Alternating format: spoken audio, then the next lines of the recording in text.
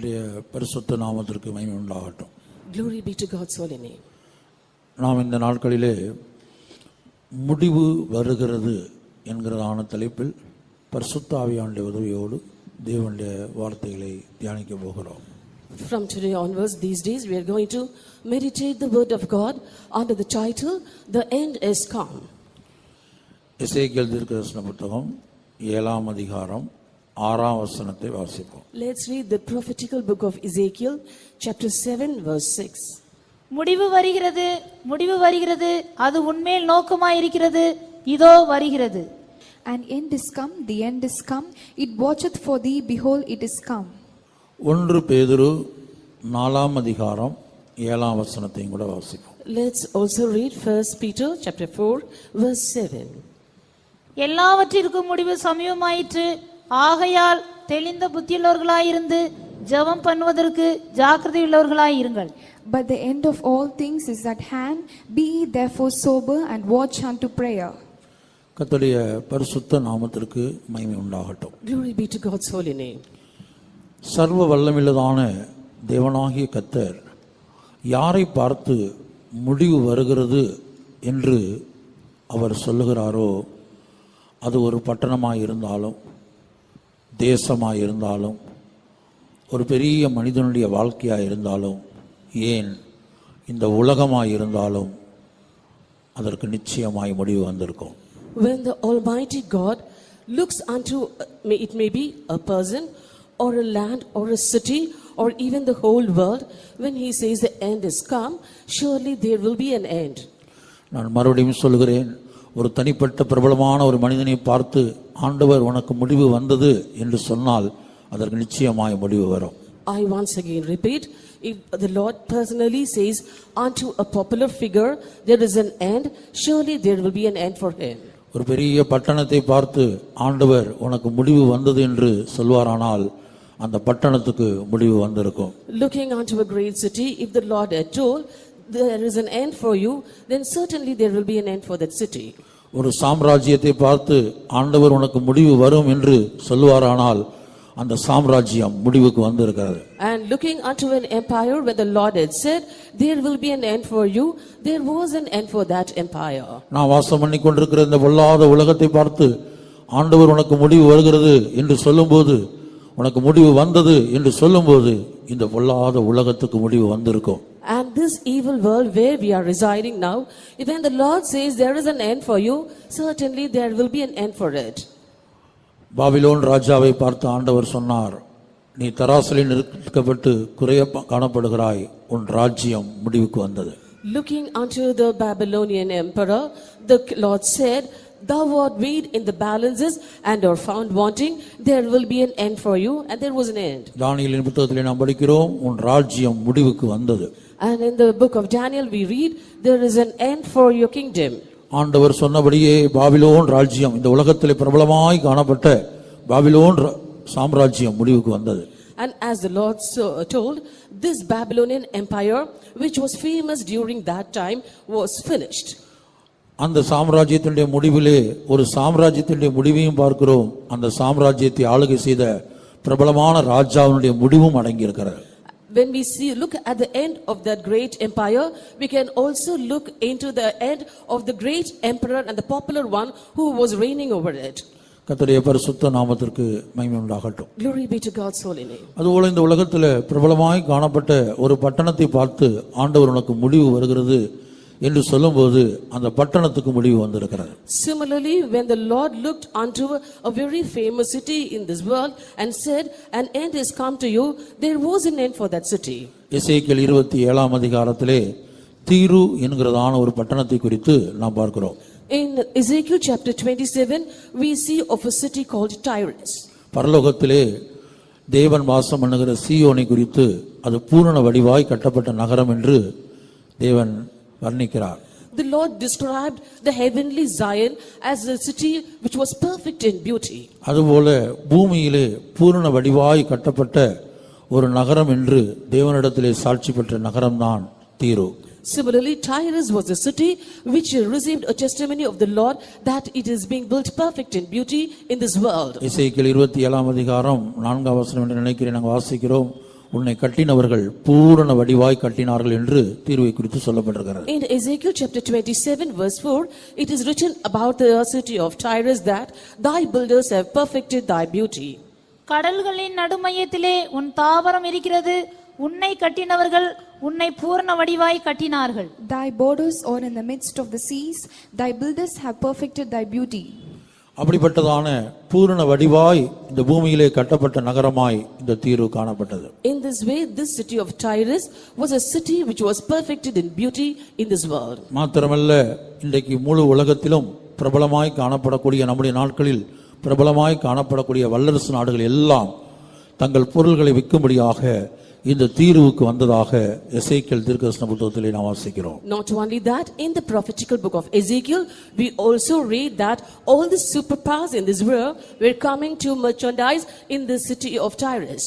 எசேக்கியேல் தீர்க்கதரிசன புத்தகம் 27ஆம் அதிகாரம் முழுவதும் நீங்கள் படித்து பார்த்தால் இந்த தீரு பட்டணத்திலே தான் உலகத்தின் பிரபலமான எல்லா நாடுகளும் வந்து தங்கள் பொருள்களை வியாபாரம் பண்ணின. And in Ezekiel chapter 27, if you go throughout this chapter, we can see that all the great lands and cities of this world had come to this Tyrus to sell their wares.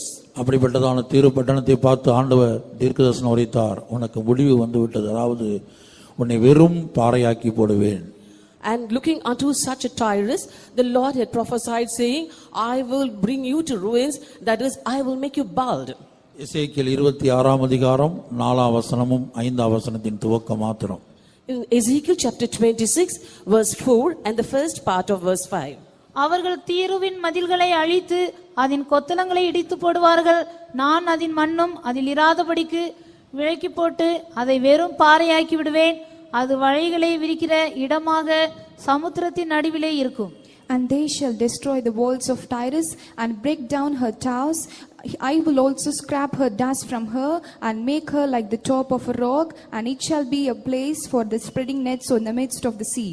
கர்த்தருடைய பரிசுத்த நாமத்துக்கு மகிமை உண்டாகட்டும். Glory be to God's holy name. இன்றைக்கும் தீருவானது மீனவர்கள் தங்கள் வலைகளை காயப்படக்கூடிய ஒரு வெறும் பாறையாக மாற்றப்பட்டு இன்றைக்கு நம்முடைய நாட்களில் இந்த உலகத்திலே காணப்படுகிறது. Even today, during our days in this world, we can see that Tyrus has become a plain rock where the fisher folk come to dry their nets. இப்படி ஆண்டவர் ஒரு தனிப்பட்ட மனிதனையோ ஒரு தேசத்தையோ அல்லது இந்த உலகத்தையோ பார்த்து அதற்கு முடிவு வரும் என்று சொல்வாரானால் நிச்சயமாக அதற்கு முடிவு வந்திருக்கும். In this way, when the Lord looks unto an individual person or a land or this whole world and says, an end is come for you, there will be an end for that. மத்தேயு 24ஆம் அதிகாரம் 3ஆம் வசனத்திலே வாசிக்கும்போது இந்த உலகத்தின் முடிவுக்கான அடையாளம் என்ன என்று சீசர்கள் இயேசுவினிடத்தில் கேட்டதாக நாம் பார்க்கிறோம். In Matthew chapter 24 verse 3, we see that disciples asked Jesus as to the signs for the end of the world. நாம் வாசம் பண்ணி கொண்டிருக்கிற இந்த பொல்லாத உலகத்தின் முடிவை குறித்து 2 பேதுரு 3ஆம் அதிகாரம் 7ஆம் வசனத்திலே நாம் பார்க்கிறோம். In 2 Peter chapter 3 verse 7, we read of the destruction or the impending destruction that is due for this evil, present evil world that we are now residing. தேவனுடைய ஒரு வார்த்தை வெளிப்படும்போது இந்த வானங்களும் பூமியும் அக்னிக்கிரையாக மாற்றப்படும். When that one word of God is come out or revealed, this world will be reserved unto fire. ஆகவே தான் பேதுரு அப்போஸ்தலன் சொல்லுகிறார், எல்லாவற்றுக்கும் முடிவு சமயமாயிருக்கிறது என்று 1 பேதுரு 4:7 வாசிக்க கேட்டோம். That is why now we heard being read from 1 Peter chapter 4 verse 7, but the end of all things is at hand. நாம் இந்த நாட்களிலே முடிவு வருகிறது என்கிறதான இந்த தலைப்பில் ஒரு தனிப்பட்ட மனிதனுடைய முடிவையோ ஒரு தேசத்தின் முடிவையோ ஒரு பட்டணத்தின் முடிவையோ ஏன் இந்த உலகத்தின் முடிவை குறித்தோ தியானிக்க போவதில்லை. Now during these days when we are meditating under the title an end is come, we are not going to meditate about the end of a particular individual or a city or a land or this world. கர்த்தருடைய பரிசுத்த நாமத்திற்கு மகிமை உண்டாகட்டும். Glory be to God's holy name. அப்படியானால் இந்த தலைப்பிலே நாம் தியானிக்க போகிற சத்தியங்கள் என்ன? If that be so, what are the truths that we are going to meditate under this title? இஸ்ரவேல் ஜனங்கள் எழுத்தின்படியான கானான் தேசத்திலே பிரவேசிக்க வேண்டுமானால் அவர்கள் 7 ஜாதிகளையும் 31 ராஜாக்களையும் ஜெயிக்க வேண்டியதாய் இருந்தது. The Israelites, before entering into Canaan, they had to overcome 7 nations and 31 kings. நம்முடைய தலைப்பின்படி அதை நாம் தியானிப்போமானால், இஸ்ரவேல் ஜனங்கள் எழுத்தின்படியான கானானில் பிரவேசிக்க வேண்டுமானால் அவர்களுக்கு விரோதமாக போராடிக் கொண்டிருந்த 7 ஜாதிகளுக்கும் 31 ராஜாக்களுக்கும் தேவன் முடிவை உண்டாக்க வேண்டியது அவசியமாயிருந்தது. If we are meditating under the title now we are going to meditate, and if the Israelites had to enter into Canaan, they had to overcome the 7 nations and the 31 kings and bring an end to them. தேவன் எப்படி இந்த 7 ஜாதிகளை முடிவு உண்டாக்கினார் அல்லது 31 ராஜாக்களுக்கு முடிவு உண்டாக்கினார் என்று வேதத்திலே நாம் பார்க்கிறோம். From the scripture we can find out how the Lord brought an end to the 7 nations or the 31 kings. 7 ஜாதிகளை குறித்தும் அதை எப்படி மேற்கொள்ள வேண்டும், ஜெயிக்க வேண்டும் என்பதை குறித்தும் ஜெயங்கொண்ட ஆண் பிள்ளை என்கிறதான தலைப்பிலே அது தியானிக்கப்பட்டிருக்கிறது.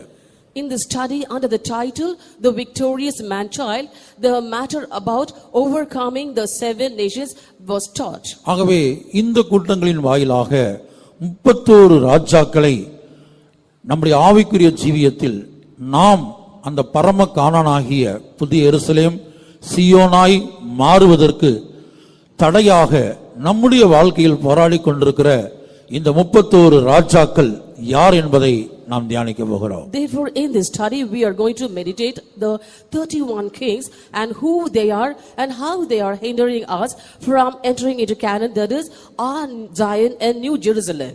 எழுத்தின்படியாய் காணப்பட்ட அந்த 31 ராஜாக்களுக்கும் தேவன் முடிவை உண்டாக்கின வேளையில் இஸ்ரவேல் ஜனங்கள் அவர்களை ஜெயித்து கானானில், எழுத்தின்படியான கானானில் பிரவேசித்தார்கள், சுதந்தரித்துக் கொண்டார்கள்.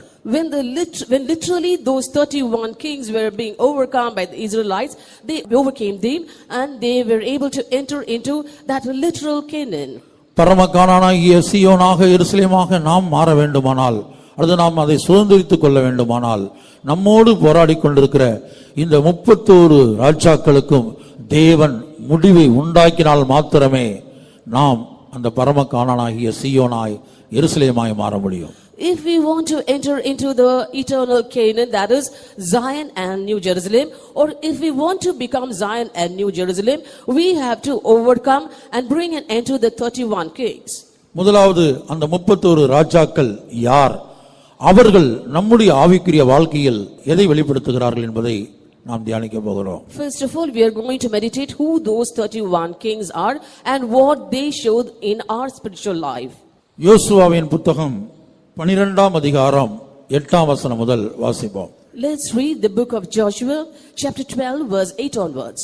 யோசுவா இஸ்ரவேல் கோத்திரங்களுக்கு சுதந்திரமாக பங்கிட்டதுமான ஏத்தியர், எமோரியர், கானானியர், பெரிசியர், ஏவியர், எபூசியர் என்பவர்களுடைய தேசத்தில் இருந்தவர்களும் யோசுவாவும் இஸ்ரவேல் புத்திரரும் முறியடித்தவர்களுமான ராஜாக்கள் யாரெனில், எரிகோவின் ராஜா 1, பெத்தேலுக்கு அருகான ஆயின் ராஜா 1.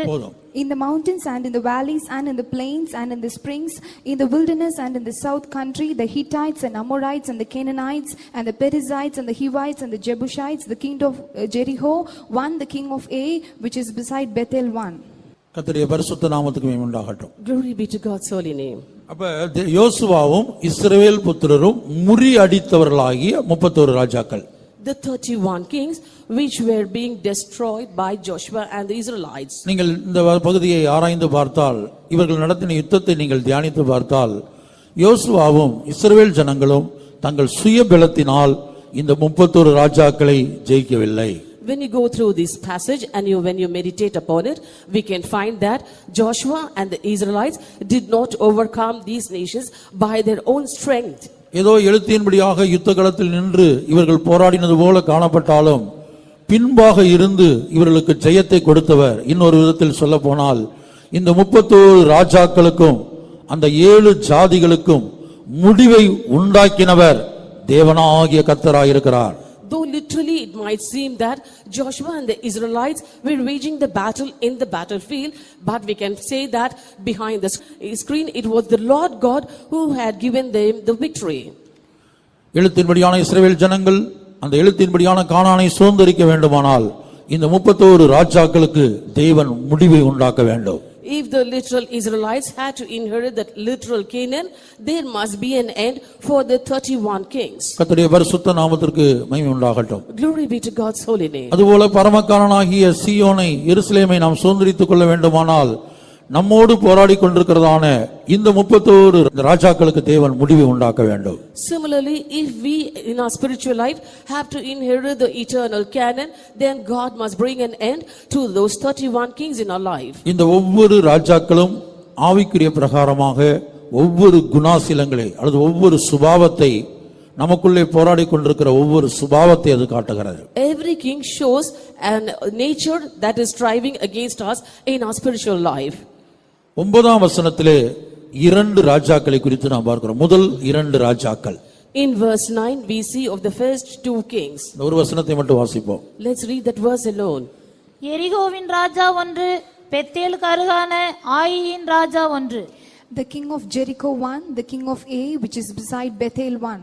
இந்த 31 ராஜாக்களில் முதல் 2 ராஜாக்களை இன்றைய தினத்திலே நாம் தியானிக்க போகிறோம். Out of the 31 kings, today we are going to meditate the first 2 kings. முதலாவது எரிகோவின் ராஜா. First, the king of Jericho. இரண்டாவது ஆயி பட்டணத்தின் ராஜா. Second, the king of the city of Ai. கர்த்தருடைய பரிசுத்த நாமத்திற்கு மகிமை உண்டாகட்டும். Glory be to God's holy name. எரிகோ என்ற வார்த்தையினுடைய அர்த்தம், முதலாவது அர்த்தம், அது வாசனை உள்ள, இனிய வாசனை உள்ள அல்லது வாசனை உள்ள என்கிற அர்த்தத்தை உடையதாக இருக்கிறது. The meaning of the term Jericho is fragrant or sweet smelling. கர்த்தருடைய பரிசுத்த நாமத்திற்கு மகிமை உண்டாகட்டும். Glory be to God's holy name. எரிகோ என்கிறதான வார்த்தையினுடைய இரண்டாவது அர்த்தம் மூன் என்று எழுதப்பட்டிருக்கிறது. The second meaning given for the term Jericho is moon. அதாவது சந்திரன். It is moon. கர்த்தருடைய பரிசுத்த நாமத்திற்கு மகிமை உண்டாகட்டும். Glory be to God's holy name. பரமகாணனாகிய சீயோனை எருசலேமை நாம் சுதந்தரித்துக் கொள்ள வேண்டுமானால் அதற்கு தடையாக நம்மோடு போராடி கொண்டிருக்கிற, நமக்குள் போராடி கொண்டிருக்கிற இந்த எரிகோவின் ராஜாவுக்கு தேவன் முடிவை உண்டாக்க வேண்டும். If we want to inherit the eternal Canaan, that is Zion and New Jerusalem, then the Lord must bring an end to the king of Jericho, which is hindering us. கர்த்தருடைய பரிசுத்த நாமத்துக்கு மகிமை உண்டாகட்டும். Glory be to God's holy name. முதலாவதாக இந்த எரிகோவின் ராஜா நம்முடைய ஆவிக்குரிய வாழ்க்கையில் எதை காட்டுகிறது என்று நாம் பார்ப்போம். First of all, let us see what this king of Jericho shows in our spiritual life. எரிகோ என்றதான வார்த்தைக்கு வேத ஆராய்ச்சியாளர்கள் கொடுத்த 2 அர்த்தங்கள். முதலாவது வாசனை உள்ள, இரண்டாவது சந்திரன். The 2 meanings given by the biblical scholars for the term Jericho is first fragrant and second it's moon.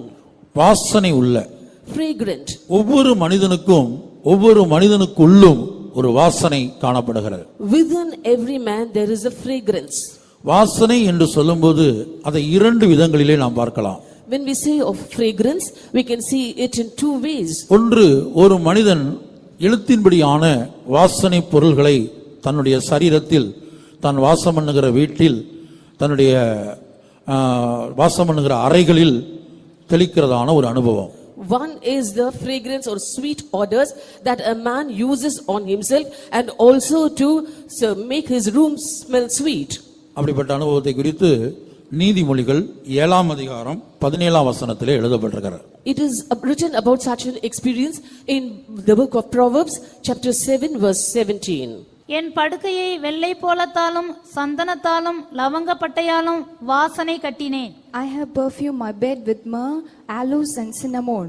கர்த்தருடைய பரிசுத்த நாமத்துக்கு மகிமை உண்டாகட்டும். Glory be to God's holy name. இப்ப எழுத்தின்படியாக வாசனை உண்டாக்குகிறதான அந்த படுக்கை அறையை அவர் எப்படி வாசனை கட்டினார், வாசனையை உண்டாக்கினார் என்று நாம் பார்க்கிறோம். Here we see literally how that person made his room, that is the bedroom, to be sweet smelling. உலக பிரகாரமாக நீங்கள் ஜனங்களை எடுத்துக்கொண்டால் அவர்கள் வாசனை தரக்கூடிய பல்வேறு விதமான வாசனை திரைவகங்களை தங்கள் சரீரத்தில் தெளிப்பதை நாம் பார்க்கலாம்.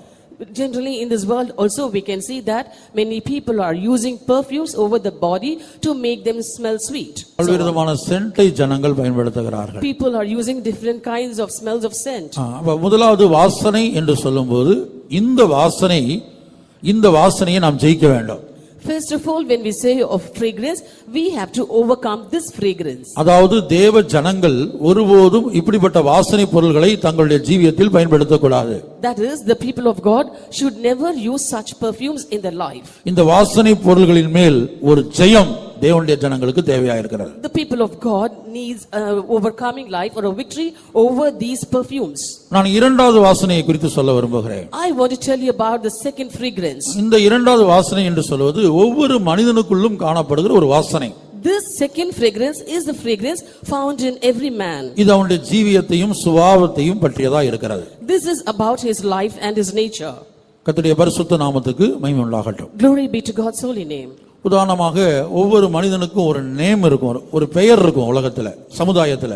For example, every person has a name in this world and society. ஒரு மனிதனுடைய பெயரை சொல்லும்போது அதில் ஒரு பெயரும் ஒரு புகழும் மறைந்திருப்பதை பார்க்கிறோம்.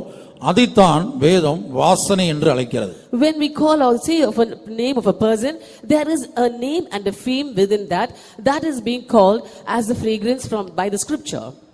வேதத்திலே யாக்கோபை குறித்து நாம் படிக்கும்போது அவன் ஒரு இடத்திலே வாசம் பண்ணினான். அந்த வாசம் பண்ணினான் அந்த இடத்தில் அந்த வாசம் பண்ணின ஜனங்கள் மத்தியில யாக்கோபு என்றால் அந்த பெயருக்கு ஒரு பேரும் புகழும் இருந்தது. அதுதான் வாசனை என்று அழைக்கப்படுகிறது. In the scripture we see that Jacob was living in a place, and when the people of the place were told about the name Jacob, there was a name and a fame hidden in that is the fragrance. ஒரு சந்தர்ப்பத்திலே யாக்கோபின் பிள்ளைகள் அந்த அவருடைய நடவடிக்கையின் மூலமாக அவருடைய கிரியைகளின் மூலமாக யாக்கோபு துக்கப்பட்டு இப்படி சொல்லுகிறான், நான் வாசம் பண்ணுகிற ஜனங்களுக்குள்ளே நீங்கள் என் வாசனையை கெடுத்து விட்டீர்கள். Once in an occasion when the children of Jacob had done thing amiss in the place where they were living, he told unto his children saying, thou had made my name to stink among the people. ஆதியாகமம் 34ஆம் அதிகாரம் 30ஆம் வசனத்திலே தனக்கு ஒரு வாசனை இருப்பதாக தன்னுடைய வாசனையை குறித்து யாக்கோபு பேசுவதை பார்க்கிறோம். In the book of Genesis chapter 34 verse 30 we can see that there was a fragrance for him among the people where he was dwelling. அப்பொழுது யாக்கோபு சிமியோனையும் லேவியையும் பார்த்து, இந்த தேசத்தில் குடியிருக்கிற கானானியரிடத்திலும் பெரிசியரிடத்திலும் என் வாசனையை நீங்கள் கெடுத்ததினாலே என்னை கலங்க பண்ணினீர்கள். நான் கொஞ்ச ஜனமுள்ளவன். போதும். And Jacob said to Simeon and Levi, ye have troubled me to make me to stink among the inhabitants of the land, among the Canaanites and the Perizzites. என் பெயரை கெடுத்தீர்கள் என்று நாம் சொல்லுகிறோமே, என் பெயரை கெடுத்துட்டீங்க, எனக்கு ஒரு கெட்ட பேர் வாங்கி கொடுத்துட்டீங்க என்று நாம் சொல்லுகிறோமே, இந்த பெயர் கெடுக்கப்பட்ட அனுபவம் தான் வேதம் வாசனை என்று சொல்லுகிறது. We say generally that you have spoilt my name, you have spoilt my reputation. That is being told by the scripture as the fragrance. இங்கே சம்பவித்த சம்பவத்தை நீங்கள் கவனித்து பார்த்தால், when you look unto the happening here, யாக்கோபின் மகளாகிய தீனாள் அவள் சேதப்படுத்தப்பட்டிருந்தாள். Dinah the daughter of Jacob was defiled. தீனாளை சேதப்படுத்தினவர்களை தான் இந்த லேவியும் சிமியோனும் சேதப்படுத்தினார்கள் அல்லது அழித்து போட்டார்கள். Simeon and Levi destroyed or killed the people who defiled Dinah. இங்கே யாக்கோபை பொறுத்தவரையிலும் தன் மகள் தீனாளுடைய கற்பை பார்க்கலாம், தீனாள் சேதப்படுத்தப்பட்ட அந்த காரியத்தை பார்க்கலாம், இவனுக்கு தன்னுடைய சொந்த பெயர் முக்கியமாக காணப்பட்டது. Here when we look unto the life of Jacob, as far as he was concerned, his name was more important for him more than the chastity or the virginity of his daughter. இன்றைக்கும் உலகத்துல நாம் பார்க்கும்போது உலக ஜனங்கள் மத்தியிலும் தேவ ஜனங்கள் மத்தியிலும் கூட உலகத்தில் எல்லாவற்றை பார்க்கலாம், ஒவ்வொரு தேவனுடைய பிள்ளையும் ஏன் உலகத்து மனிதனும் தங்களுடைய பெயருக்கு முக்கியத்துவம் கொடுக்கக்கூடியவர்களாக இருக்கிறார்கள். Today when we look at the children of God as well as the people in this world, we can see that in unison all of them are giving much importance for the name. என் மகளாகிய தீனாளை சேதப்படுத்தி விட்டார்களே, என் மகளாகிய தீனாள் சேதப்படுத்தப்பட்டாலே என்கிறதான அந்த எண்ணத்துக்கும் அந்த துக்கத்துக்கு பதிலாக இப்ப யாக்கோபுடைய பிரச்சனை என்னன்னு சொன்னால், ஏன் வாசனையை கெடுத்து விட்டீர்களே என்றுதான் அவன் துக்கிக்கிறான். Instead of grieving saying, oh they have defiled my daughter, he was more worried that his name was spoiled. இதுபோல ஒவ்வொரு மனிதனுக்கென்றும் எனக்குள்ளும் உங்களுக்குள்ள ஒரு வாசனை இருக்கிறது நமக்கே தெரியாமல். In this way everyone, that is within you and me, there is a fragrance that we ourselves do not know. அந்த வாசனைக்கு தேவன் முடிவுண்டாக்கினால் மாத்திரமே நாம் கிறிஸ்துவுக்காக நிந்தையை சகிக்க முடியும். if the Lord brings an end to that fragrance, we can endure reproaches for the sake of Christ. இன்றைக்கு ஏன் கிறிஸ்துவின் நிமித்தம் சத்தியத்தின் நிமித்தம் வரக்கூடிய நிந்தையையும் அவமானத்தையும் நாம் சகிக்க முடியாமல் சுமக்க முடியாதவர்களாக இருக்க காரணம் என்ன? What is the reason that we are not able to endure or put up with the reproaches and shames for the sake of Christ and the sake of the truth? எந்த விதத்திலும் என்னுடைய பேர் கெட்டு போகக்கூடாது, என் வாசனை கெட்டு போகக்கூடாது என்கிற மனநிலையில் நாம் காணப்படுகிறபடினாலேதான் கிறிஸ்துவின் நிமித்தம் நிந்தையை நம்மால் ஏற்றுக்கொள்ள முடியவில்லை. We are in the frame of mind that by no means should my name be spoiled, and that is why we are not able to endure the reproaches for the sake of Christ. கர்த்தருடைய பரிசுத்த நாமத்திற்கு மகிமை உண்டாகட்டும். Glory be to God's holy name. சீயோனாய் எருசலேமாய் மாற வேண்டுமானால் கிறிஸ்துவின் நிந்தையை சுமந்து பாளையத்துக்கு புறம்பே நாம் அவரோடு கூட கடந்து செல்ல வேண்டும். If we want to become Zion and Jerusalem, we have to bear the reproaches of Christ and go without the camp. தன்னுடைய சொந்த பெயருக்கும் சொந்த புகழுக்கும் முக்கியத்துவம் கொடுக்கக்கூடியவர்களுக்கு ஒருபோதும் கிறிஸ்துவின் நிந்தையை சுமக்க இயலாது. And those who are giving importance to their name and fame will never give importance to endure the reproaches for the sake of Christ. ஆகவே இங்கே வாசனை என்று சொல்வது ஒரு மனிதனுக்குள்ளே காணப்படுகிற ஒரு பெயர் புகழ். Therefore the fragrance here shows the name and fame found in a person. அப்ப யாக்கோபு தன் மகளை பார்க்கலும் என்ன செய்தான்? மகளுடைய கற்பை பார்க்கலும் மகள் சேதப்படுத்தப்பட்டதை பார்க்கலும் தன்னுடைய ஜீவியத்தில் அவன் எதற்கு முக்கியத்துவம் கொடுத்தான் என்று சொன்னால் அவன் என்ன செய்தான்? என்னுடைய வாசனையை கெடுத்து விட்டீர்களே, இந்த ஜனங்கள் மத்தியில் என் பேரை கெடுத்துட்டீங்களே என்றுதான் துக்கிக்கிறான். Therefore Jacob was grieved that his name was spoiled and his name was made to stink among the people, more than he worrying for his daughter who was being defiled and she had lost her virginity. இரண்டாவது ஒரு கூட்டத்தாரை இப்படி வாசனைக்காக துக்கப்பட்ட இரண்டாவது கூட்டத்தாரை நான் சொல்லுகிறேன். Let me tell you of the second group of people who were grieving because their fragrance was lost. யாத்திராகமம் 5ஆம் அதிகாரம் 21ஆம் வசனம். Exodus chapter 5 verse 21. அவர்களை நோக்கி, நீங்கள் பார்வோனின் கண்களுக்கு முன்பாகவும் அவருடைய ஊழியக்காரரின் கண்களுக்கு முன்பாகவும் எங்கள் வாசனையை கெடுத்து எங்களை கொல்லும்படி அவர்கள் கையிலே பட்டயத்தை கொடுத்தது நிமித்தம் கர்த்தர் உங்களை பார்த்து நியாயந்தீர்க்க கடவர் என்றார்கள். And they said unto them, The Lord look upon you and judge, because ye have made our savor to be abhorred in the eyes of the Pharaoh and in the eyes of his servants, and to put the sword in their hand to slay us. கர்த்தருடைய பரிசுத்த நாமத்திற்கு மகிமை உண்டாகட்டும். Glory be to God's holy name. இந்த வேத பகுதியை நாம் பார்க்கும்போது When we look into the scripture passage, இங்கே நடத்திப்புகாரர்களாகிய மோசேயை பார்த்து அந்த இஸ்ரவேல் ஜனங்கள் என்ன சொல்லுகிறார்கள்? பார்வோனுக்கு முன்பாக எகிப்தியருடைய கண்களுக்கு முன்பாக எங்கள் வாசனையை கெடுத்து விட்டீர்கள் என்று சொல்லுகிறார்கள். looking unto the leader Moses, the Israelites said unto him, saying, You have made our savor to be abhorred in the eyes of Pharaoh. சுயமாக மோசே அவர்களை நடத்தவில்லை. Moses did not lead them according to his own will. மோசே இஸ்ரவேல் ஜனங்களை சுயமாக நடத்தவில்லை. Moses did not lead the Israelites according to his will. கர்த்தருடைய பரிசுத்த நாமத்துக்கு உண்டாகட்டும். Glory be to God's holy name. தேவ சித்தத்தின்படி தான் நடத்தினார்கள். He was leading the Israelites by the will of God. அப்ப இஸ்ரவேல் ஜனங்களுடைய ஆரம்ப நாட்கள்ல தேவ சித்தம் செய்யணுங்கிற எண்ணம் இல்ல, தேவனுடைய மனதில் உள்ளபடி ஜீவிக்க வேண்டும் என்கிற எண்ணம் இல்ல. பார்வோனுக்கு முன்பாகவும் இஸ்ரவேல் எகிப்தியர்களுக்கு முன்பாகவும் எங்கள் வாசனையை கெடுத்து விட்டீர்களே என்று கேள்வி கேட்கிறாங்க. Therefore the Israelites did not have a mind to live by the will of God, nor did they have the mind to live by the plan of God, but they were worried that the savor was abhorred in the eyes of Pharaoh. இந்த வேத பகுதியில் நான் விளங்கிக் கொள்கிற காரியம் என்னவென்று சொன்னால், தன்னுடைய சொந்த வாசனைக்காக அல்லது சொந்த பெயருக்காக புகழுக்காக பாரப்படக்கூடிய கவலைப்படக்கூடிய ஒரு தேவனுடைய பிள்ளையினால் ஒருபோதும் தேவனுடைய வழிகளில் தேவனுடைய சித்தத்தின்படி நடக்க இயலாது. From this scripture passage we come to know that if a child of God is much concerned about his name and fame and about his fragrance alone, the will of God cannot be executed in his life. ஆகவே முதலாவது கிறிஸ்துவின் நிமித்தம் வரக்கூடிய நிந்தையை நாம் சகிக்க வேண்டுமானால், அந்த நிந்தையின் வழியாக கடந்து போக வேண்டுமானால், இந்த எரிகோவின் ராஜா முறியடிக்கப்பட வேண்டும். தேவன் இந்த எரிகோவின் ராஜாவுக்கு முடிவு உண்டாக்க வேண்டும். Therefore, if we have to endure reproaches for the sake of Christ and endure reproaches and shames, first of all, the Lord should slay the king of Jericho, and there should be an end to the king of Jericho. இதான் யாக்கோபின் ஜீவியத்திலிருந்து நாம் கற்றுக்கொள்கிற பாடம். This is a lesson that we learn from the life of Jacob. இஸ்ரவேல் ஜனங்களுடைய ஜீவியத்திலிருந்து நாம் கற்றுக்கொள்ளக்கூடிய பாடம் என்ன? What is a lesson that we learn from the life of the Israelites? தேவனுடைய வழிகளிலும் தேவனுடைய சித்தத்தின்படியும் நாம் நடக்க வேண்டுமானால், நமக்குள்ளே காணப்படுகிற இந்த வாசனை தேவனால் முடிவுக்கு கொண்டு வரப்பட வேண்டும். இந்த எரிகோவின் ராஜாவுக்கு தேவன் ஒரு முடிவை உண்டாக்க வேண்டும். If we want to live by the ways of God and by the will of God, then there must be an end to the king of Jericho in our lives. கர்த்தருடைய பரிசுத்த நாமத்திற்கு மகிமை உண்டாகட்டும். Glory be to God's holy name. ஆதியாகமம் 11ஆம் அதிகாரத்திலும் கூட நாம் பார்க்கும்போது அங்கே ஜனங்கள் என்ன செய்தார்கள்?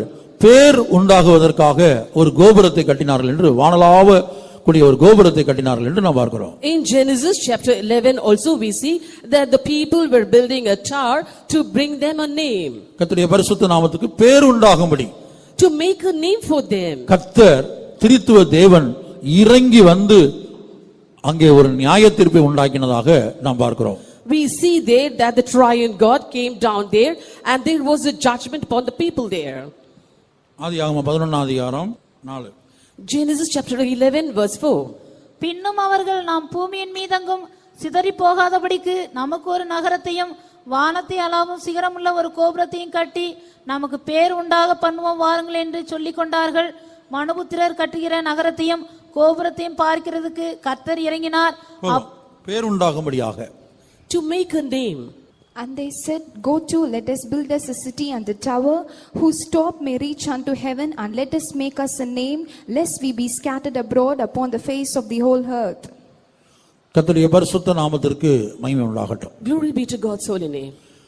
அப்ப இதுதான் வாசனை என்பதை காட்டுகிறது. This shows fragrance. ஒவ்வொரு மனிதனுக்குள்ளேயும் ஒரு வாசனை இருக்கிறது. There is a fragrance in each man. அவனுடைய பெயரை சொன்னாலே, ஒரு இடத்துல ஒரு இன்னாருடைய பெயரை கொண்டு போய் நீங்க ஒரு இடத்துல சொன்னாலே, இந்த விசுவாசி என்று சொன்னாலே அங்க ஒரு வாசனை இருக்கும்.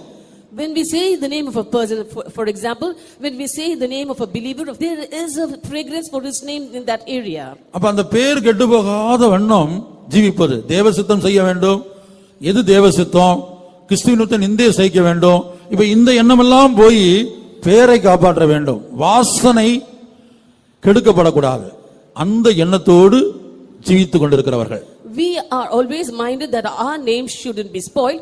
We are not minded to do the will of God, not to do the plan of God. We are always minded that our name shouldn't be spoiled. That is a fragrance. ஆகவே எரிகோவின் ராஜா நமக்குள்ளே இருக்கும்போது நம்முடைய மனநிலை எப்படி இருக்கும் என்று சொன்னால், என்னுடைய வாசனை கெட்டு போக கூடாது, என்னுடைய பேர் கெட்டு போக கூடாது. தேவ சித்தம் செய்யறோமோ இல்லையோ அது ரெண்டாவது விஷயம். கிறிஸ்துவினுடைய நிந்தையை சகிக்கிறோமோ இல்லையோ அது ரெண்டாவது விஷயம். ஏன் பேர் கெட்டக்கூடாது. இதான் எரிகோவின் ராஜா. Therefore, if the king of Jericho is in us, we will say that my fragrance should not be lost, my name should not be spoiled. Doing the will of God and enduring reproaches for the sake of Christ is only secondary. நாம் ஒவ்வொருவருக்குள்ளும் இந்த அனுபவம் இருக்கிறது. Every one of us have got such an experience. கர்த்தருடைய பரிசுத்த நாமத்திற்கு மகிமை உண்டாகட்டும். Glory be to God's holy name. இந்த அனுபவத்துக்கு, இந்த எரிகோவின் ராஜாவுக்கு தேவன் முடிவை உண்டாக்கினால் மாத்திரமே, Only if the Lord brings an end to this experience and to this king of Jericho alone, அந்த எரிகோவின் ராஜாவை நாம் மேற்கொள்ள முடியும். we can overcome that king of Jericho. தேவன் அவர்களுக்கு முடிவை உண்டாக்கணும். The Lord should bring an end to them. ஆகவே இந்த நாட்களிலே நம்முடைய தவிப்பு, ஆண்டவரே எனக்குள்ளே காணப்படுகிற இந்த எரிகோவின் ராஜாவை, அல்லது பேர் புகழ் வாசனை, என்னுடைய வாசனை குறித்து பாரப்படுவதை, அந்த சுபாவத்தை, அதுக்கு ஒரு முடிவை உண்டாக்க வேண்டும் என்று நாம் ஜெபிக்க ஆரம்பிக்க வேண்டும். Therefore these days we have to start praying, saying, Lord, that king of Jericho, that is my thought about my name, fame and fragrance, should be an end should come to all those things. ஏனென்றால் நம்முடைய பேர் கெடுக்கப்படுவதுதான் நிந்தை என்று அழைக்கப்படுகிறது. For our name being spoiled is called as a reproach. எபிரேயர் 13:13 வாசித்தபடி நாம் என்ன செய்றோம்? கிறிஸ்துவினுடைய நிந்தையை சுமந்து புறப்பட்டு போகணுமா? Therefore, according to Hebrews chapter 13 verse 13, we have to bear the reproach of Christ and go without the camp.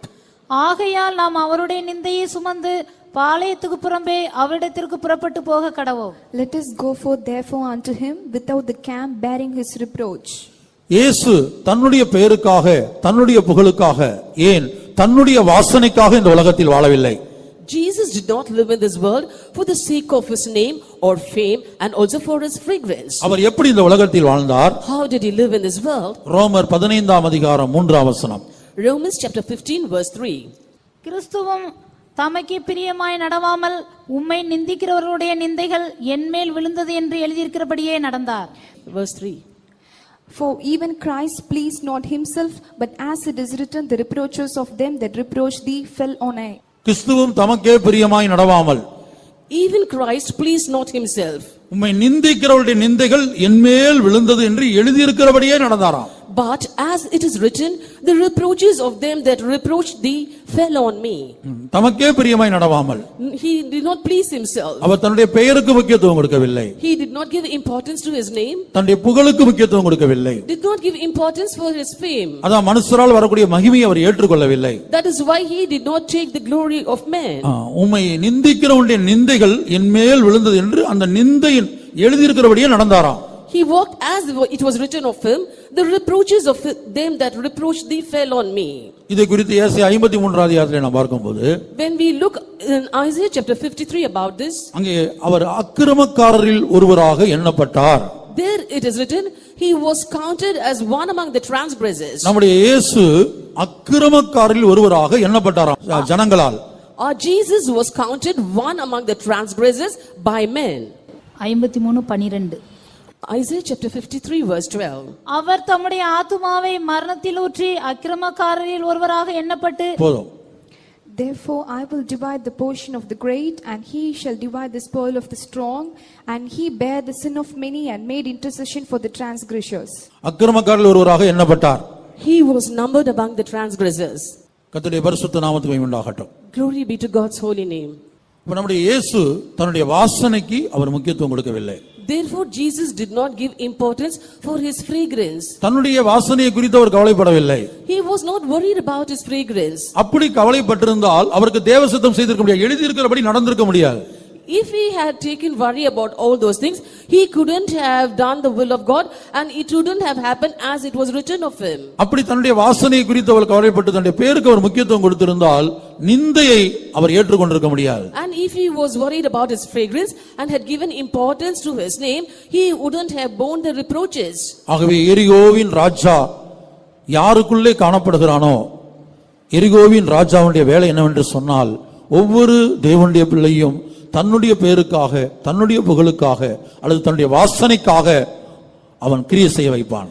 Therefore, if the king of Jericho is present in a person, he will work in that person, and that person will always be minded about his name, his fame, and his fragrance. கர்த்தருடைய பரிசுத்த நாமத்திற்கு மகிமை உண்டாகட்டும். Glory be to God's holy name. மூன்றாவது ஒரு வாசனையை குறித்து நாம் பார்க்கிறோம். ஆதியாகமம் 27 அதிகாரம் 27 வசனத்திலே. In Genesis chapter 27 verse 27, we see of a third fragrance. அவன் கிட்ட போய் அவனை முத்தம் செய்தான். அப்பொழுது அவனுடைய வஸ்திரங்களின் வாசனையை மோந்து, இதோ என் குமாரனுடைய வாசனை கர்த்தர் ஆசீர்வதித்த வயல்வெளியின் வாசனையை போல் இருக்கிறது. And he came near and kissed him, and he smelled the smell of his raiment, and blessed him, and said, See, the smell of my son is as the smell of a field which the Lord hath blessed. இந்த வயல்வெளி என்று தமிழ் எழுதப்பட்டிருக்கிறது. மூல பாஷையில காடுகள், வனாந்தரம். It is written as field in English as well, but in the original tongue it is written as a forest or wilderness. அதாவது ஏசாவை பொறுத்தவரையிலும் அவன் ஒரு வன சஞ்சாரியாய் காணப்பட்டான். As far as Esau is concerned, he was a man living in the wild. ஏசா ஒரு இடத்துல இருந்தாலே அவன் மேல பல்வேறு விதமான மிருகங்களுடைய அந்த ஸ்மெல், அந்த வாசனை வீசுமா. When Esau was present in a place, people nearby could feel the smell of different kinds of animals. எபிரேய வேத ஆராய்ச்சியாளர்கள் அப்படி சொல்லுகிறார்கள். ஏசா இருக்கிற இடத்துல அவனுடைய சரீரத்திலிருந்து, இப்ப பாருங்க, நம்முடைய சரீரத்துல பொதுவாக ஒரு வேர்வையின் வாசனை இருக்கிறது. Generally there is a smell of sweat in each one of us. அதுபோல எபிரேய வேத ஆராய்ச்சியாளர்கள் சொல்லுகிறார்கள், ஏசாவுடைய சரீரத்துல பல்வேறு அந்த வனாந்தரத்தின் வாசம், அதாவது காடுகளின் வாசம், பல்வேறு விதமான மிருகங்களை வேட்டையாடி அவன் அந்த வனாந்தரத்திலே சஞ்சரித்து அந்த வாசனை அவனுடைய சரீரத்திலே இருக்கிறது. Similarly, the Hebrew biblical scholars say that when Esau is present in a place, the smell of the wild is found in him, for he is a regular hunter, and the smell of beasts are found on him. ஈசாக்கு கண்கள் தெரியாது. Isaac was not able to see. ஆனால் தூரத்துல இந்த ஏசா நுழைந்த உடனேயே ஏசா வந்து விட்டான் என்பதை அவனுக்கு கண்டுபிடிக்க முடியும். எப்படின்னு சொன்னா இந்த வாசனையை வைத்துதான். But when Esau had entered into his room, he was able to make it out that it was Esau by the smell. ஒரு சந்தர்ப்பத்திலே ஏசாவை போல யாக்கோபு வேஷம் மாறி ஈசாக்கின் இடத்திலே போகிறான். In one instance, Jacob went near Isaac in the disguise of Esau. அந்த வேத பகுதியை தான் நம்ம வாசிக்க கேட்டோம். And we now heard about that scripture passage. அப்போது இந்த யாக்கோபு என்ன செய்கிறான் என்று சொன்னால், ஏசாவை போன்று அந்த மிருகங்கள் இன்னும் அந்த வனாந்திரத்தில் உள்ள மண் இந்த வாசனையை தன்னுடைய சரீரத்தில் செயற்கையாக உண்டாக்கி அவன் போகிறான். In that situation, Jacob had made to his body to smell the smell of Esau. That is, he had artificially done that he made his body to smell the smell of animals and also the smell of mud. இயற்கையாக யாக்கோபுக்கு அப்படி ஒரு வாசனை இல்லை. Naturally, Jacob did not have such a smell in him. ஏனென்றால் வேதம் சொல்லுகிறது, யாக்கோபு குணசாலியும் கூடாரவாசியும், ஏசாவோ வனசஞ்சாரியுமாய் இருந்தான். For the scripture says, Jacob was a plain man dwelling in the tents, whereas Esau was a hunter and in the fields. கூடாரவாசி என்று சொன்னால் கூடாரத்தில் உள்ள பொருளுடைய வாசனை தான் அவனுடைய சரீரத்தில் இருக்கும், யாக்கோபுடைய சரீரத்தில். When we see Jacob was a tent dweller, the things that were found in the tent and that smell alone would be found in the body of Jacob. இப்ப தீப்பெட்டி கம்பெனில வேலை பார்க்கறவங்க எடுத்துக்கொள்ளுங்க. வெடிமருந்து தயாரிக்கிற இடத்துல குன்னூர்ல வெடிமருந்து தொழிற்சாலை இருக்குது, வெலிங்டன் என்று சொல்லக்கூடிய மிலிட்டரி கேம்பஸ்ல. அங்க வேலை பார்க்கறவங்களை பார்த்தா அவங்க வீட்டுக்கு போனாலும் சரி, அவங்களுடைய சரீரத்தில் அப்படி உள்ள அவங்க கூட்டத்துக்கு வந்தாலுமே சரி, கூட்டத்துக்கு வந்தாலுமே அவங்கள்ட்ட இருந்து ஒரு வாசனை வீசும். In Kunur, in a place called Wellington, there is a factory where they are making gunpowder, and people who are working there, when we go to their houses, we can smell the smell of chemicals on them. அதுபோல தீப்பெட்டி கம்பெனில work பண்றவங்க நீங்க பார்த்துக்கொள்ளுங்க. Similarly, also the people who are working in matchbox companies. அதுபோல ஏசாவுக்கென்று ஒரு வாசனை இருக்கிறது. அந்த வாசனையை செயற்கையாக யாக்கோபு தன்மேல் உண்டாக்கின சந்தர்ப்பம் தான் ஆதியாகமம் 27:27. Similarly, Esau had a smell of his own, and Jacob artificially made his body also to smell the same smell. That instance has been written down in Genesis chapter 27 verse 27. இன்றைக்கு நாம் என்ன செய்கிறோம்? உலகத்தாரை போல, ஏசாவை போன்றவர்களை போல, அல்லது மாம்சத்துக்குரியவர்களை போல, அவர்கள் எப்படி வாசனை திரவியங்களை பயன்படுத்துகிறார்களோ, அவர்கள் எப்படி நடக்கிறார்களோ, அதே போன்று அவர்கள் எப்படி உடுத்துகிறார்களோ, அதே போன்று யாக்கோபை போன்றதான தேவனுடைய பிள்ளைகள் செயற்கையாக தங்களுடைய ஜீவியத்திலே அதை செய்து கொள்கிறார்கள். Today we people of God who are like Jacob are artificially making things on a body to smell as though they are like Esau and as if they are. கர்த்தருடைய பரிசுத்த நாமத்துக்கு மகிமை உண்டாகட்டும். Glory be to God's holy name. அதாவது உலகத்து ஜனங்கள் எப்படி உடுத்துறாங்களோ, dress பண்றாங்களோ, சென்ட் போட்டுக்கிறாங்களோ, எப்படி தங்களை அலங்கரிக்கிறாங்களோ, அதுபோல தேவ ஜனங்களும் அவங்க என்ன செய்யறாங்க? உலகத்தார் செய்யறது போல இன்றைக்கு தாங்களும் செய்கிறாங்க. People in this world are using perfumes. They are clothing themselves with different kinds of dresses and many ornaments. Also, similarly, the people of God are also trying to imitate them in every possible way. இங்க யாக்கோபு செய்தது அதுதான். This is what Jacob did here. ஏன்னா ஈசாக்கு இல்லாட்டா கண்டுபிடித்து விடுவான். அவனுக்கு கண்கள் தெரியாது, ஆனா வாசத்தை கண்டுபிடிப்பான். அதான் சொல்றான் பாருங்க, பக்கத்துல வான்னு பார்த்து மோந்து பார்த்து வாசனையை வச்சு, ஆமா இது ஏசா தான் என்று சொல்லுகிறான். Or else Isaac, though he was blind, he was able to make out with the smell. That is what we read here. He asked him to come near so that he can smell him. அங்க நிக்கிறது ஏசா இல்ல, யாக்கோபு தான் நிக்கிறான். It was not Esau who was standing there, it was Jacob. அப்ப யாக்கோபு என்ன செய்தான்? ஏசாவுடைய வாசனையை தன்மேல போட்டுக்கொண்டான். Therefore Jacob had made himself to smell like Esau. ஆனால் தேவனுடைய நோக்கம் என்ன தெரியுமா? Do you know what the plan of God was? உலகத்தாரை போல அந்த வாசனை உடையவர்களாய் நாம் மாறக்கூடாது. We should not change ourselves to smell like the people of this world. உலகத்தார் பேரு புகழ் உண்டாக்க முடியாத ஒவ்வொரு காரியத்தையும் செய்வார்கள். The people in this world will do each and everything for a name and fame for themselves. அதுபோல நாம் என்ன செய்யக்கூடாது? அந்த வாசனை நாம் தடவி கொள்ளக்கூடாது. நாம் அந்த எண்ண உடையவர்களாய் மாறக்கூடாது. Similarly, we should not smear ourselves with such smell and we should not have a mind to change like them. ஒரு காலத்திலே ஏசாவுடைய வாசனையை தன்மேல் பூசிக்கொண்டதான தன்மேல் செயற்கையாய் உண்டாக்கி கொண்ட இந்த யாக்கோபை கர்த்தர் என்ன செய்தார் தெரியுமா? Do you know what God did unto Jacob, who once upon a time made himself to smell like Esau? இஸ்ரேலாய் மாற்றினார். He changed him as Israel. அவனுக்கு தேவன் ஒரு வாசனையை கொடுக்கிறார். அந்த வாசனை தான் இப்ப நமக்கு தேவை. God had given him a fragrance and today we need such a fragrance. ஓசியா 14ஆம் அதிகாரம் 6-7 வசனங்களை வாசிக்கும்போது, In Hosea chapter 14 verses 6 and 7. அவன் கிளைகள் ஓங்கி படரும், அவன் அலங்காரம் ஒலிவ மரத்தினுடைய அலங்காரத்தை போலவும், அவனுடைய வாசனை லீபனோனுடைய வாசனை போலவும் இருக்கும். அவன் நிழலில் குடியிருக்கிறவர்கள் திரும்புவார்கள். தானிய விளைச்சலை போல செழித்து திராட்சை செடிகளைப் போல படருவார்கள். அவன் வாசனை லீபனோனுடைய திராட்சரசத்தின் வாசனை போல இருக்கும். His branches shall spread, and his beauty shall be as the olive tree, and his smell as Lebanon. And they that dwell under his shadow shall return, and they shall revive as a corn, and grow as a vine. The scent thereof shall be as the wine of Lebanon. கர்த்தர் சொல்றார், இந்த யாக்கோபுடைய வாசனையை அவனை இஸ்ரேலாய் மாத்தி என்ன செய்றாருன்னா, லீபனோன்ல உள்ள திராட்சரசத்தின் வாசனையை நான் அவனுக்கு கொடுப்பேன்றார். And the Lord who changed Jacob into Israel, and he said that he will give him the scent of the wine of Lebanon. சுருக்கமாய் விளங்கிக் கொள்ளுங்கள், நாம் ஒவ்வொருவருக்குள்ள ஒரு வாசனை இருக்கிறது, இப்போது இருக்கிறது. In short, you should understand that every one of us have got a smell in us that is present even now. அந்த வாசனை என்ன?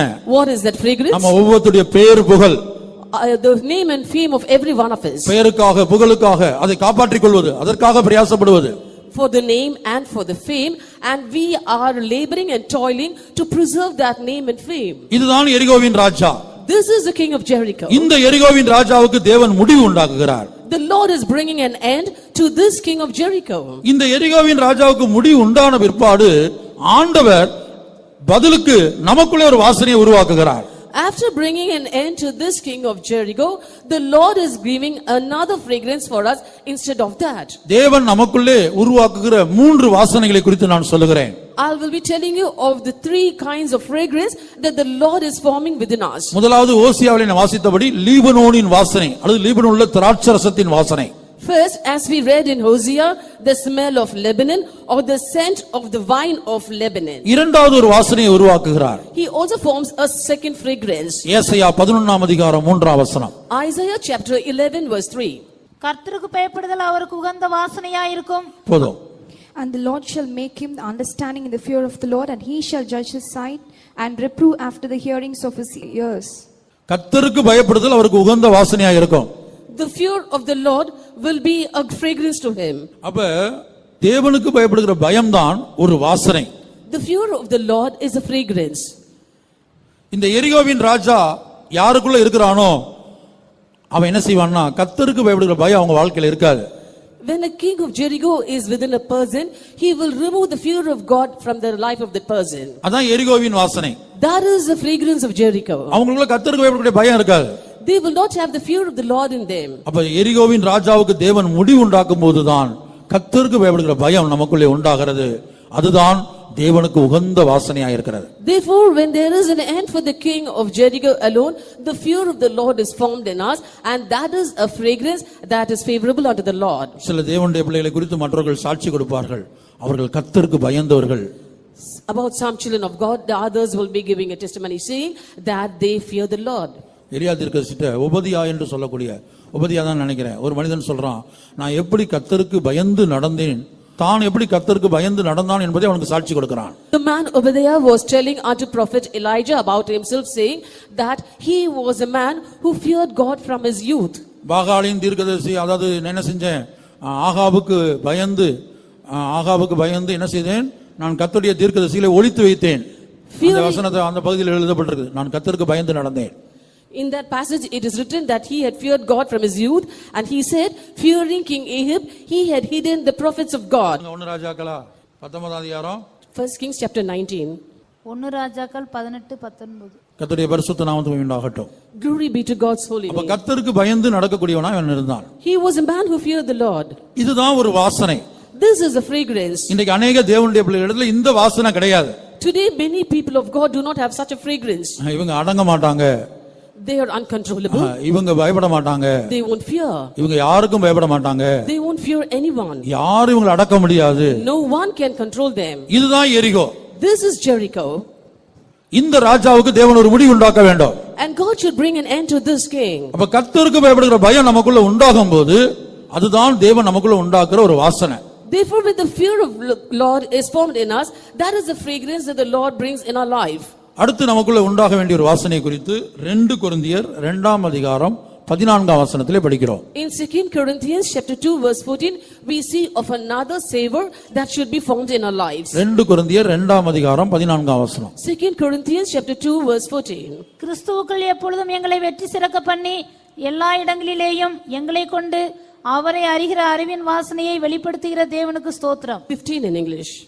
For we are unto God a sweet savor of Christ in them that are saved and in them that perish. எல்லா இடங்களிலும் எங்க போனாலும் எங்களை கொண்டு கிறிஸ்துவை அறிகிற அறிவின் வாசனையை வெளிப்படுத்துகிறார். And wherever we go and in every place, He is making manifest the savor of His knowledge of Christ. ஒரு பிசினஸ் விஷயமா நீங்க அமெரிக்கா போனாலும் சரி, லண்டன் போனாலும் சரி, சீனா போனாலும் சரி, எங்க போனாலும் சரி, முழு உலகத்துல எந்த இடத்துக்கு போனாலும் நீங்க எந்த காரியத்துக்காக போனாலும் உங்களை கொண்டு கிறிஸ்துவை அறிகிற அறிவின் வாசனையை வெளிப்படுத்துகிறார். Even you may be going to America or London or China on a business trip, wherever you go or for whatever reason you go, He makes you a good savor unto the knowledge of Christ. இப்படிப்பட்டதான கிறிஸ்துவை அறிகிற அறிவின் வாசனை என்னிடத்திலிருந்தும் உங்களிடத்திலிருந்தும் வெளிப்பட வேண்டுமானால் எரிகோவின் ராஜாவுக்கு முடிவு உண்டானால் மாத்திரம்தான் இப்படி ஒரு வாசனையை நாம் கொடுக்க முடியும். If the savor of the knowledge of Christ should be manifest by us, there should be an end to the king of Jericho first. நம்முடைய ஜீவியத்திலே எரிகோவின் ராஜா உயிரோடு இருக்கிற வரைக்கும், அவனுக்கு தேவன் முடிவை உண்டாக்காத வரைக்கும் நாம் என்ன செய்ய மாட்டோம்? கர்த்தருக்கு பயப்படக்கூடியவர்களாக இருக்க மாட்டோம். லீபனோனின் வாசனையை, திராட்சரசத்தின் வாசனையை கொடுக்க மாட்டோம். கிறிஸ்துவை அறிகிற அறிவின் வாசனையை வெளிப்படுத்த மாட்டோம். Until there is an end to the king of Jericho, until the Lord destroys the king of Jericho from our lives, we will not be revealing a good savor unto the knowledge of Christ, or we may not be giving the scent of the wine of Lebanon. And also we won't be revealing the nature of the fear of the Lord in us. அதாவது எரிகோ என்பது ஒரு வாசனை. அந்த வாசனைக்கு தேவன் முடிவை உண்டாக்கும் போது தேவன் என்ன செய்றார்? அந்த இடத்துல 3 முக்கியமான வாசனைகளை கொடுக்கிறார். பல வாசனைகள் இருக்கு, நான் முக்கியமான 3 வாசனையை சொல்றேன். அதுல ஒரு வாசனை லீபனோனின் திராட்சரசத்தின் வாசனை, இரண்டாவது வாசனை கர்த்தருக்கு பயப்படுதல் என்கிற வாசனை, மூன்றாவது வாசனை கிறிஸ்துவை அறிகிற அறிவு என்கிற வாசனை. There is a fragrance for the king of Jericho, and only when there is an end to this king of Jericho, and only when the Lord destroys it, He gives us 3 other fragrances. That is the fear of the Lord, and second is the scent of the wine of Lebanon, and third, and the savor of the knowledge of Christ. கர்த்தருடைய பரிசுத்த நாமத்துக்கு மகிமை உண்டாகட்டும். Glory be to God's holy name. நம்முடைய ஜீவியத்தை நாம் நிதானித்து பார்ப்போமாக. Let us examine our lives. இன்றைக்கு கர்த்தருக்கு பயப்படுகிற பயம் நமக்குள் இருக்கிறதா? Today, do we have the fear of the Lord in us? அப்படி இல்லாவிட்டால் நமக்குள்ளே எரிகோவின் ராஜா உயிரோடு இருக்கிறான். If not, then the king of Jericho is alive in us. எந்த இடத்துக்கு போனாலும் கிறிஸ்துவை அறிகிற அறிவின் வாசனையை நம் மூலமாக தேவன் வெளிப்படுத்துகிறாரா? Wherever we go, is the Lord able to manifest the savor of the knowledge of Christ within us? எத்தனையோ வருஷம் விசுவாசிகளா இருக்கிறோம். We are believers for many years. எத்தனையோ வருஷம் ஒரே இடத்துல வேலை பார்க்கிறோம். For many years together, we are employed in the very same place. எத்தனையோ வருஷம் ஒரே இடத்துல குடியிருக்கிறோம். For many years, we have been residing in the same area. ஆனா உங்கள் மூலமாக கிறிஸ்துவை அறிகிற அறிவின் வாசனையை மற்றவர்கள் முகர்ந்து இந்த சத்தியத்துக்குள் கடந்து வந்திருக்கிறார்களா? But have ever others smelled the savor of the knowledge of Christ in you and come to this faith? உங்கள் மூலமாக ரட்சிக்கப்பட்டவர்கள் எத்தனை பேர்? உங்கள் மூலமாக இந்த சத்தியத்துக்குள்ளே கடந்து வந்தவர்கள் எத்தனை பேர்? இத்தனை விசுவாச வாழ்க்கையில் In so many years of faith life, how many people have been saved through you, and how many people have come to this faith life? காரணம் என்ன? What's the reason? உலகத்துல பல்வேறு இடங்களுக்கு நீங்க பிரயாணம் பண்ணி கொண்டிருக்கிறீங்க, பல்வேறு இடத்துல ஜீவிக்கிறீங்க. ஆனாலும் கூட கிறிஸ்துவை அறிகிற அறிவின் வாசனை உங்கள் மூலமாக இன்னும் வெளிப்படவே இல்லை. You're traveling throughout this world and you're living in so many places in this world, but till now the savor of the knowledge of Christ has not been revealed through you. அதற்கு காரணம் எரிகோவின் ராஜாவுக்கு இன்னும் தேவன் முடிவை உண்டாக்கவில்லை. The reason is that the Lord has not yet brought an end to the king of Jericho. ஆகவே நம்முடைய உள்ளத்தின் ஆழத்திலிருந்து நாம் தேவனை நோக்கி வேண்டிக் கொள்வோமாக. Therefore let us beseech the Lord from the bottom of our heart. இருக்கிற இடத்திலிருந்து இந்த வார்த்தைகளை கேட்கும்போதே இருதயத்தின் ஆழத்திலிருந்து வாஞ்சித்து ஜெபம் பண்ணுங்கள். ஆண்டவரே, எனக்குள்ளே காணப்படுகிற இந்த எரிகோவின் ராஜாவைக்கு ஒரு முடிவு உண்டாக்க வேண்டுமே. Right from the place where you are, and when you are hearing these words of God, you have to pray from the bottom of your heart saying, Lord, there must be an end to this king of Jericho which is found in me. நான் எழுத்தின்படியான அந்த வாசனை திரவியங்களுக்கு முக்கியத்துவம் கொடுக்க கூடாது. We should not give importance to the literal perfumes. அதே வேளையில் என்னுடைய சொந்த ஜீவியத்தில் காணப்படுகிற அந்த வாசனைக்கு நான் மரிக்க வேண்டும். At the same time, I should also die to the fragrance that is found in my personal life. அதாவது சொந்த பெயர், புகழ் இவைகளுக்காக கிரியை செய்கிற அனுபவத்துக்கு நான் மரிக்க வேண்டும். That is, I have been minded and I am toiling for my name and fame, and I should die for that. இரண்டாவது அர்த்தத்துக்கு நாம் கடந்து போகிறோம். Now we are going to the second meaning. எரிகோ என்ற வார்த்தையினுடைய இரண்டாவது அர்த்தம் சந்திரன் என்பதாகும். The second meaning for the term Jericho is moon. முதலாவதாக சந்திரன் என்று சொன்னால் விரும்பக்கூடிய காரியம். ஒரு காரியத்தை நம்ம விரும்புறோம், ஆனா அதை பெற்றுக்கொள்ள முடியவில்லை. The first meaning given for moon is something desirable but unlikely to be attained. ஒரு காரியத்தை விரும்புறோம், We desire something ஆனா அதை பெற்றுக்கொள்ள முடியவில்லை. but we are not able to attain it. அதாவது ஒரு எட்டாத பொருளுக்கு ஆசைப்படுறது, அத வேர்டுக்கு நம்ம சொல்றோம். எட்டாத ஒரு பொருளுக்கு ஆசைப்படுறோம், விரும்புறோம், அதை எப்படியாவது பெற்றுக்கொள்ளணும், அடையணும்னு விரும்புறோம், ஆனா பெற்றுக்கொள்ள முடியல. The meaning is that we are aspiring for things that is beyond our reach and we are trying for that.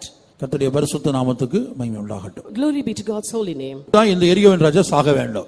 This is what we say, that the king of Jericho should die. இப்ப நம்ம பரிசுத்தத்தை நம்ம விரும்பலாம், We desire holiness ஆனா அதை பெற்றுக்கொள்ள முடியவில்லை. but we are not able to receive it. இயேசுவை போல பரிசுத்தமாக மாறணும்னு நம்ம விரும்புறோம், We desire to be holy as Jesus is ஆனா அதை பெற்றுக்கொள்ள முடியல. but we are not able to attain it. அதான் எரிகோ. That is Jericho. இயேசுவை போல தாழ்மையா ஜீவிக்கணும் வாஞ்சிக்கிறோம், We desire to live humbly as Jesus ஆனா அந்த தாழ்மையின் சுபாவத்தை பெற்றுக்கொள்ள முடியல. but we are not able to get the character of humility in us. இயேசுவை போல மற்றவங்களை மன்னிக்கணும்னு விரும்புறோம், We desire to forgive others like Jesus did ஆனா மற்றவங்களை மன்னிக்க முடியல, அந்த சுபாவத்தை பெற்றுக்கொள்ள முடியல. but we are not able to forgive others and we are not able to acquire that quality. இயேசு கீழ்ப்படிந்தது போல கீழ்ப்படியணும்னு விரும்புறோம், We desire to be obedient as Jesus was. சத்தியத்துக்கு 100% கீழ்ப்படியணும்னு விரும்புறோம், We desire to obey the truth 100%. பரிசுத்தவான்களுக்கு 100% கீழ்ப்படியணும்னு விரும்புறோம், We desire to be obedient to the saints 100%. ஆனா அதை பெற்றுக்கொள்ள முடியல. But we are not able to attain it. இதுதான் எரிகோ. This is Jericho.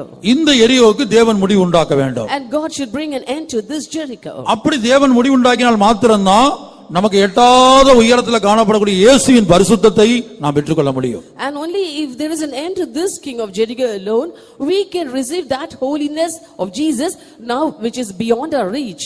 நமக்கு எட்டாத உயரத்துல காணப்படக்கூடிய இயேசுவின் தாழ்மையை, கிறிஸ்துவின் தாழ்மையை இந்த எரிகோவின் ராஜாவுக்கு தேவன் முடிவு உண்டாக்கினால் மாத்திரம்தான் அந்த கிறிஸ்துவின் தாழ்மையை நாம் பெற்றுக்கொள்ள முடியும். Only if God brings an end to this king of Jericho alone, we can receive the humility of Christ which is now beyond our reach. கிறிஸ்துவை போல கீழ்ப்படிய வேண்டுமானால் இந்த எரிகோவின் ராஜாவுக்கு தேவன் முடிவு உண்டாக்கினால் மாத்திரம்தான் அந்த கிறிஸ்துவின் கீழ்ப்படிதல் நமக்குள்ளே உருவாகும். If the Lord brings an end to this king of Jericho alone, we can receive the obedience of Christ.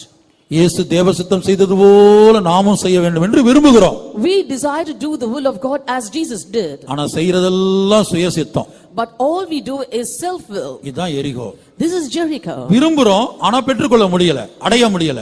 We desire it, but we are not able to attain it. அதைத்தான் பவுல் கூட ரோமர் 7ஆம் அதிகாரத்தில் சொல்லுகிறார், நான் விரும்புகிற நன்மையை செய்யாமல் வெறுக்கிற தீமையை செய்கிறேன். That is why Paul says in Romans chapter 7, I do not do the good that I will, but I do the evil that I would not. இதுதான் எரிகோ. This is Jericho. இந்த எரிகோவுக்கு தேவன் முடிவு உண்டாக்க வேணும். And God should bring an end to this Jericho. இப்ப பவுலுடைய வாழ்க்கையில முடிவு உண்டாக்குனதாக ரோமர் 8:2 படிக்கிறோம். 7ஆம் அதிகாரத்தில் சொல்றாரு, நான் விரும்புகிற நன்மையை செய்ய முடியல, வெறுக்கிற தீமையை செய்றேன். இதுதான் எரிகோ.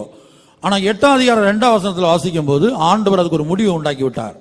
In Romans chapter 7, St. Paul says that I do not do the good that I like, but I do the evil that I would not.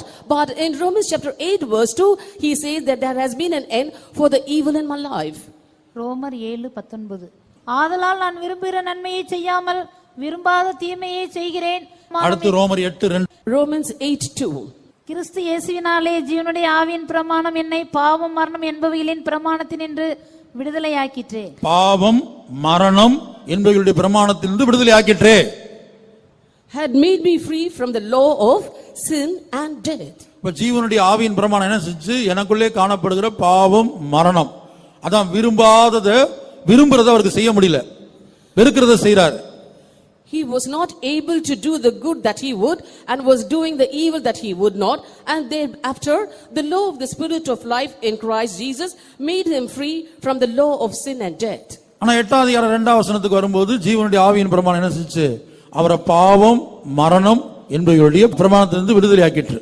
But in chapter 8 verse 2 it is written, the law of the spirit of life in Christ had made him free from the law of sin and death. கர்த்தருடைய பரிசுத்த நாமத்துக்கு மகிமை உண்டாகட்டும். Glory be to God's holy name. அப்ப எரிகோ என்ற வார்த்தையினுடைய இரண்டாவது அர்த்தம் சந்திரன் என்பதாகும். சந்திரன் என்கிறதான வார்த்தையின் முதலாவது அர்த்தத்தை குறித்து நாம் தியானித்துக் கொண்டிருக்கிறோம். அது என்னன்னு சொன்னா, ஒரு காரியத்தை நம்ம விரும்புகிறோம், ஆனால் அதை பெற்றுக்கொள்ள முடியவில்லை. Therefore, the second meaning for the term Jericho is moon. The first meaning for the term moon is something desirable but unlikely to be attained. விரும்புகிற காரியத்தை பெற்றுக்கொள்ள முடியாத அனுபவம் தான் எரிகோவா இருக்கிறது, எரிகோவின் ராஜாவா இருக்கிறான். The king of Jericho is the experience of not receiving the things that we desire. இந்த எரிகோவின் ராஜாவுக்கு என்றைக்கு தேவன் முடிவை உண்டாக்குகிறாரோ அன்றைக்கு நாம் விரும்பக்கூடிய காரியங்களை, இயேசுவின் பரிசுத்தத்தை விரும்பினால் அதை பெற்றுக்கொள்ளலாம், கிறிஸ்துவின் தாழ்மையை விரும்பினால் அதை பெற்றுக்கொள்ளலாம், கிறிஸ்துவின் கீழ்ப்படிதலை விரும்பினால் அதை பெற்றுக்கொள்ளலாம். The day when the king of Jericho is being brought to an end by the Lord alone, we can receive the humility of Christ, the obedience of Christ and the holiness of Christ. இனி சந்திரன் என்கிற வார்த்தைக்கு இரண்டாவது அர்த்தம் என்னன்னு சொன்னால், The second meaning given for the term moon is நோக்கமின்றி, எந்த நோக்கம் இல்லாம சுற்றி திரிகிறது, moving about listlessly. இதுக்கு இதே வார்த்தைக்கு இன்னொரு அர்த்தம் இருக்குது, அக்கறை இல்லாமல் காலத்தை நேரத்தை செலவழிப்பது, கழிப்பது. There is another meaning for the same term, spend time idly. எரிகோவின் ராஜா நமக்குள்ள உயிரோடு இருக்கிற வரைக்கும் சீயோனாய் மாற வேண்டும், எருசலேமாய் மாற வேண்டும் என்கிற அந்த நோக்கத்தோடு நாம் ஜீவிக்க மாட்டோம். Until the king of Jericho is found in us, we won't have an aim to become Zion or Jerusalem. இயேசுவின் பரிசுத்தத்தை பெற்றுக்கொள்ள வேண்டும், Receiving the holiness of Christ. எப்படியாயிலும் இயேசுவை போல பாடுபட வேண்டும், Somehow I should labor like Jesus. எப்படியாயிலும் இயேசுவை போல உயிர்த்தெழும்ப வேண்டும். Somehow I should resurrect like Jesus. பாருங்க, பிலிப்பியர் 3 அதிகாரம் 10 வசனத்தில் பவுல் தன்னுடைய நோக்கத்தை சொல்லுகிறார். In Philippians chapter 3 verse 10, St. Paul says about his aim. எப்படியாயிலும் அவருடைய மரணத்துக்கு ஒப்பான மரணத்துக்குள்ளாகி, And somehow I should be conformable unto his death. பிலிப்பியர் 3:10. Philippians 3:10. இப்படி நான் அவரையும் அவருடைய உயிர்த்தெழுதலின் வல்லமையும் அவருடைய பாடுகளின் ஐக்கியத்தையும் அறிகிறதற்கும் அவருடைய மரணத்திற்கொப்பான மரணத்திற்குள்ளாகி எப்படியாயினும் நான் மரித்தோரில் இருந்து உயிரோடு எழுந்திருப்பதற்கு தகுதியாகும் படிக்கும். That I may know him and the power of resurrection and the power of his sufferings, being made conformable unto his death. Pavul என்ன சொல்றாரு பாருங்க இங்க. See what St. Paul says here. அவருடைய மரணத்துக்கு ஒப்பான மரணத்துக்குள்ளாகணும். I should be made conformable unto his death. எப்படியாயிலும் இயேசு மரித்தோலிருந்து உயிரோடு எழுந்தது போல நானும் எழும்ப வேண்டும். As Jesus rose up from the dead, I too should resurrect. அந்த நோக்கத்தோட வாழ்றது. And living with that ambition. எரிகோவின் ராஜா யாருக்குள்ள இருக்கிறாங்களோ அவங்களுக்குள்ள இந்த நோக்கமே இருக்காது. And those who have the king of Jericho living in them will never have such an ambition. சும்மா பெயருக்கு கூட்டத்துக்கு வருவார்கள், பெயருக்கு சுத்திகரித்துக் கொள்வார்கள், பெயருக்கு ஜீவிப்பார்கள், பெயருக்கு ஒரு கிறிஸ்துவ வாழ்க்கையை வாழ்வார்கள். எப்படியாயிலும் ஆண்டவரை போல மாறணும் என்கிற நோக்கத்தோடு ஜீவிக்க மாட்டார்கள். Namesake they'll be coming to the meetings, namesake they will sacrifice themselves, namesake they will live a Christian life, and they will never have an ambition to sacrifice themselves. பாருங்க, கொரிந்தியர்ல சொல்றாரு, லக்கை நோக்கி ஆசையாய் தொடர்கிறேன். In Corinthians he says that I'm pressing towards the goal. எப்படியாயிலும் அந்த லக்கை நோக்கி ஆசையாய் தொடர்கிறேன் என்று சொல்கிறார். And he says with desire I'm pressing towards the goal. எதற்காக நான் பிடிக்கப்பட்டேனோ, And for the reason why I was apprehended. இப்ப நாம ஏன் இந்த சபைக்குள்ள வந்தோம்? Why did we come into this church? எதற்காக இந்த சபைக்குள்ள வந்தோம்? Why did we come into this church? எதற்காக இந்த ஊழியத்துக்கு வந்தோம்? Why did we come to this ministry? ஊழியத்துக்கு வந்தவங்க சீயோனா மாறணும். Those who have come to this ministry should become Zion. விசுவாசிகளாய் வந்தவர்கள் எருசலேமாய் மாறணும். And those who have come as believers should become Jerusalem. அப்ப எப்படியாயிலும் அதை அடையும்படியாக அந்த நோக்கத்தோடு ஆசையா இந்த ஓட்டத்தை ஓடிக்கிட்டு இருக்கிறேன். And because I have to apprehend this, and with that desire I'm running this race. ஆனா எரிகோவின் ராஜா உயிரோட யாருக்குள்ள இருக்கிறாங்களோ அவங்களுக்குள்ள இந்த அனுபவமே இருக்காது.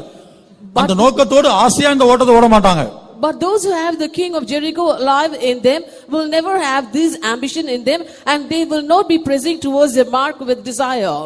Philippians chapter 3 verses 2. நான் அடைந்தாயிற்று அல்லது முற்றிலும் தேறினவனானேன் என்று எண்ணாமல் கிறிஸ்து இயேசுவினால் நான் எதற்காக பிடிக்கப்பட்டேனோ அதை நான் பிடித்துக் கொள்ளும்படி ஆசையாய் தொடர்கிறேன்.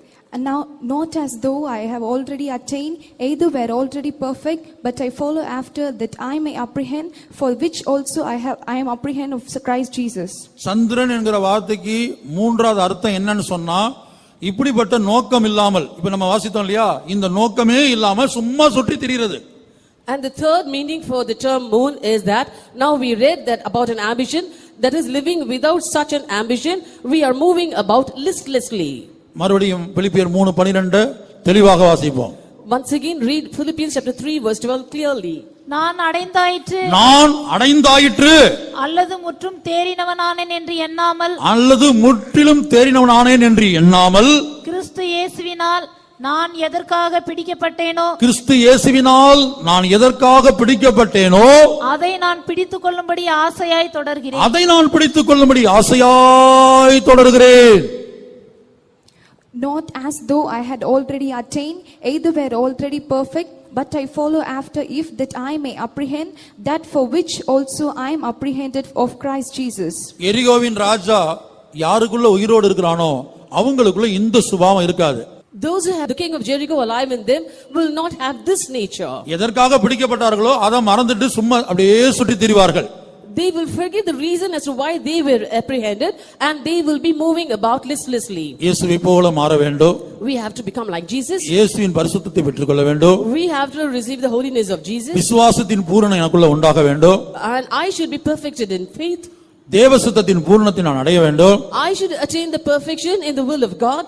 கிறிஸ்துவுக்குள்ள காணப்பட்ட பரிசுத்தத்தின் பூரணம் எனக்குள்ள உருவாக வேண்டும். The perfection in holiness that was found in Christ should be formed in me. கிறிஸ்துவுக்குள்ள காணப்பட்ட தேவன்பின் பூரணம் எனக்குள்ள உருவாக வேண்டும். And the perfection in the love of God that was found in Christ should be formed in me.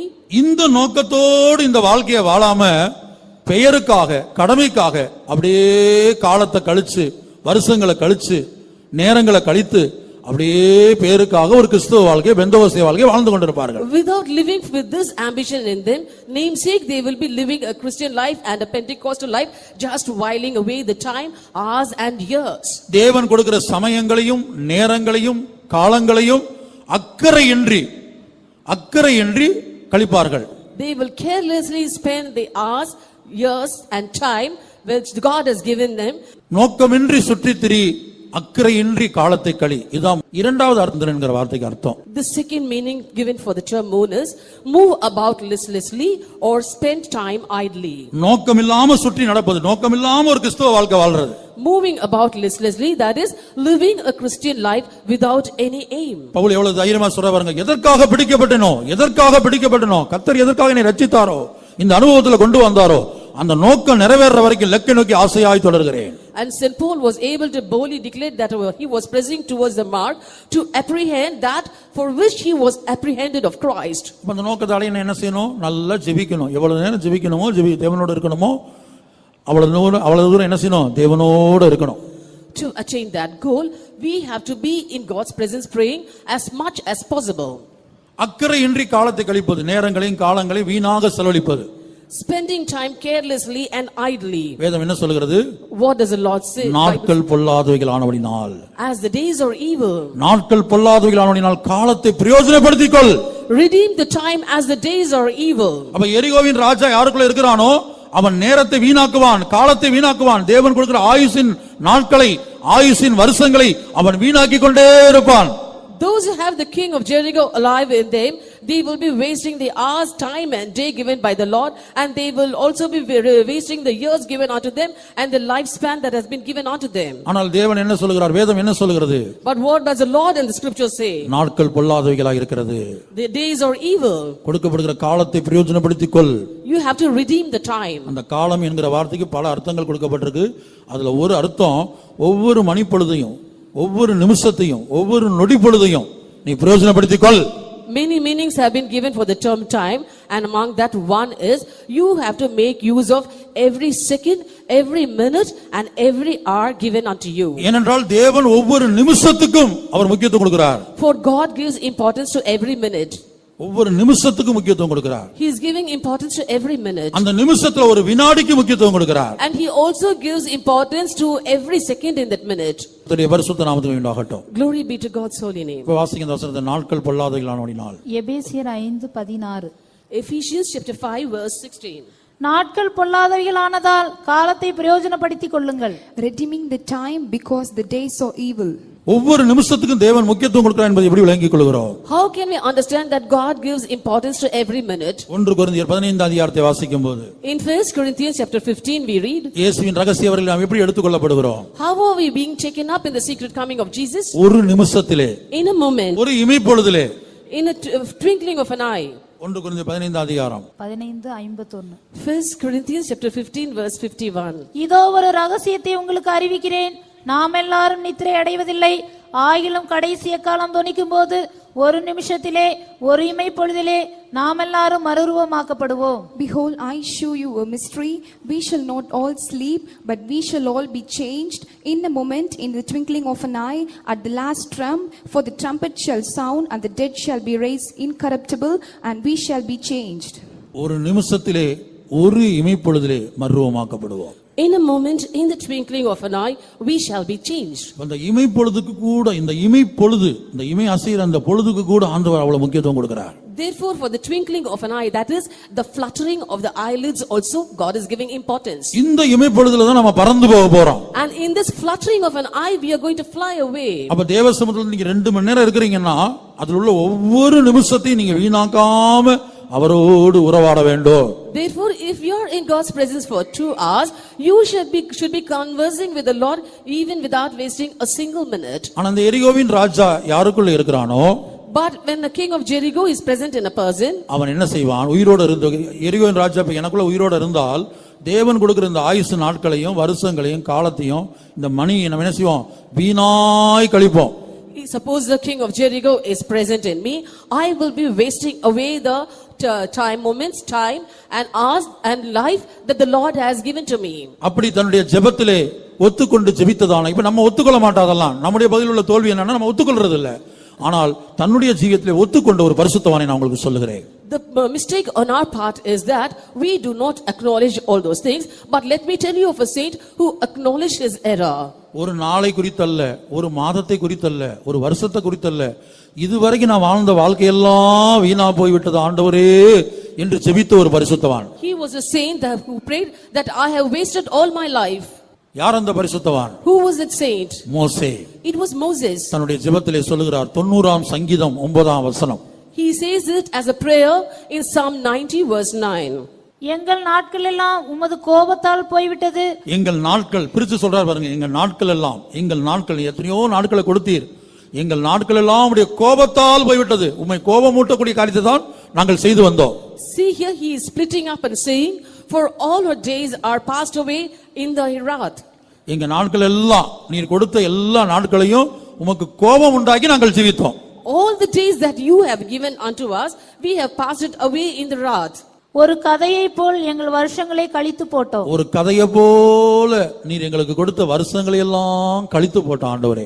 We have spent our years that you gave us as a tale that is told. For all our days are passed away in thy wrath, we spent our years as a tale that is told.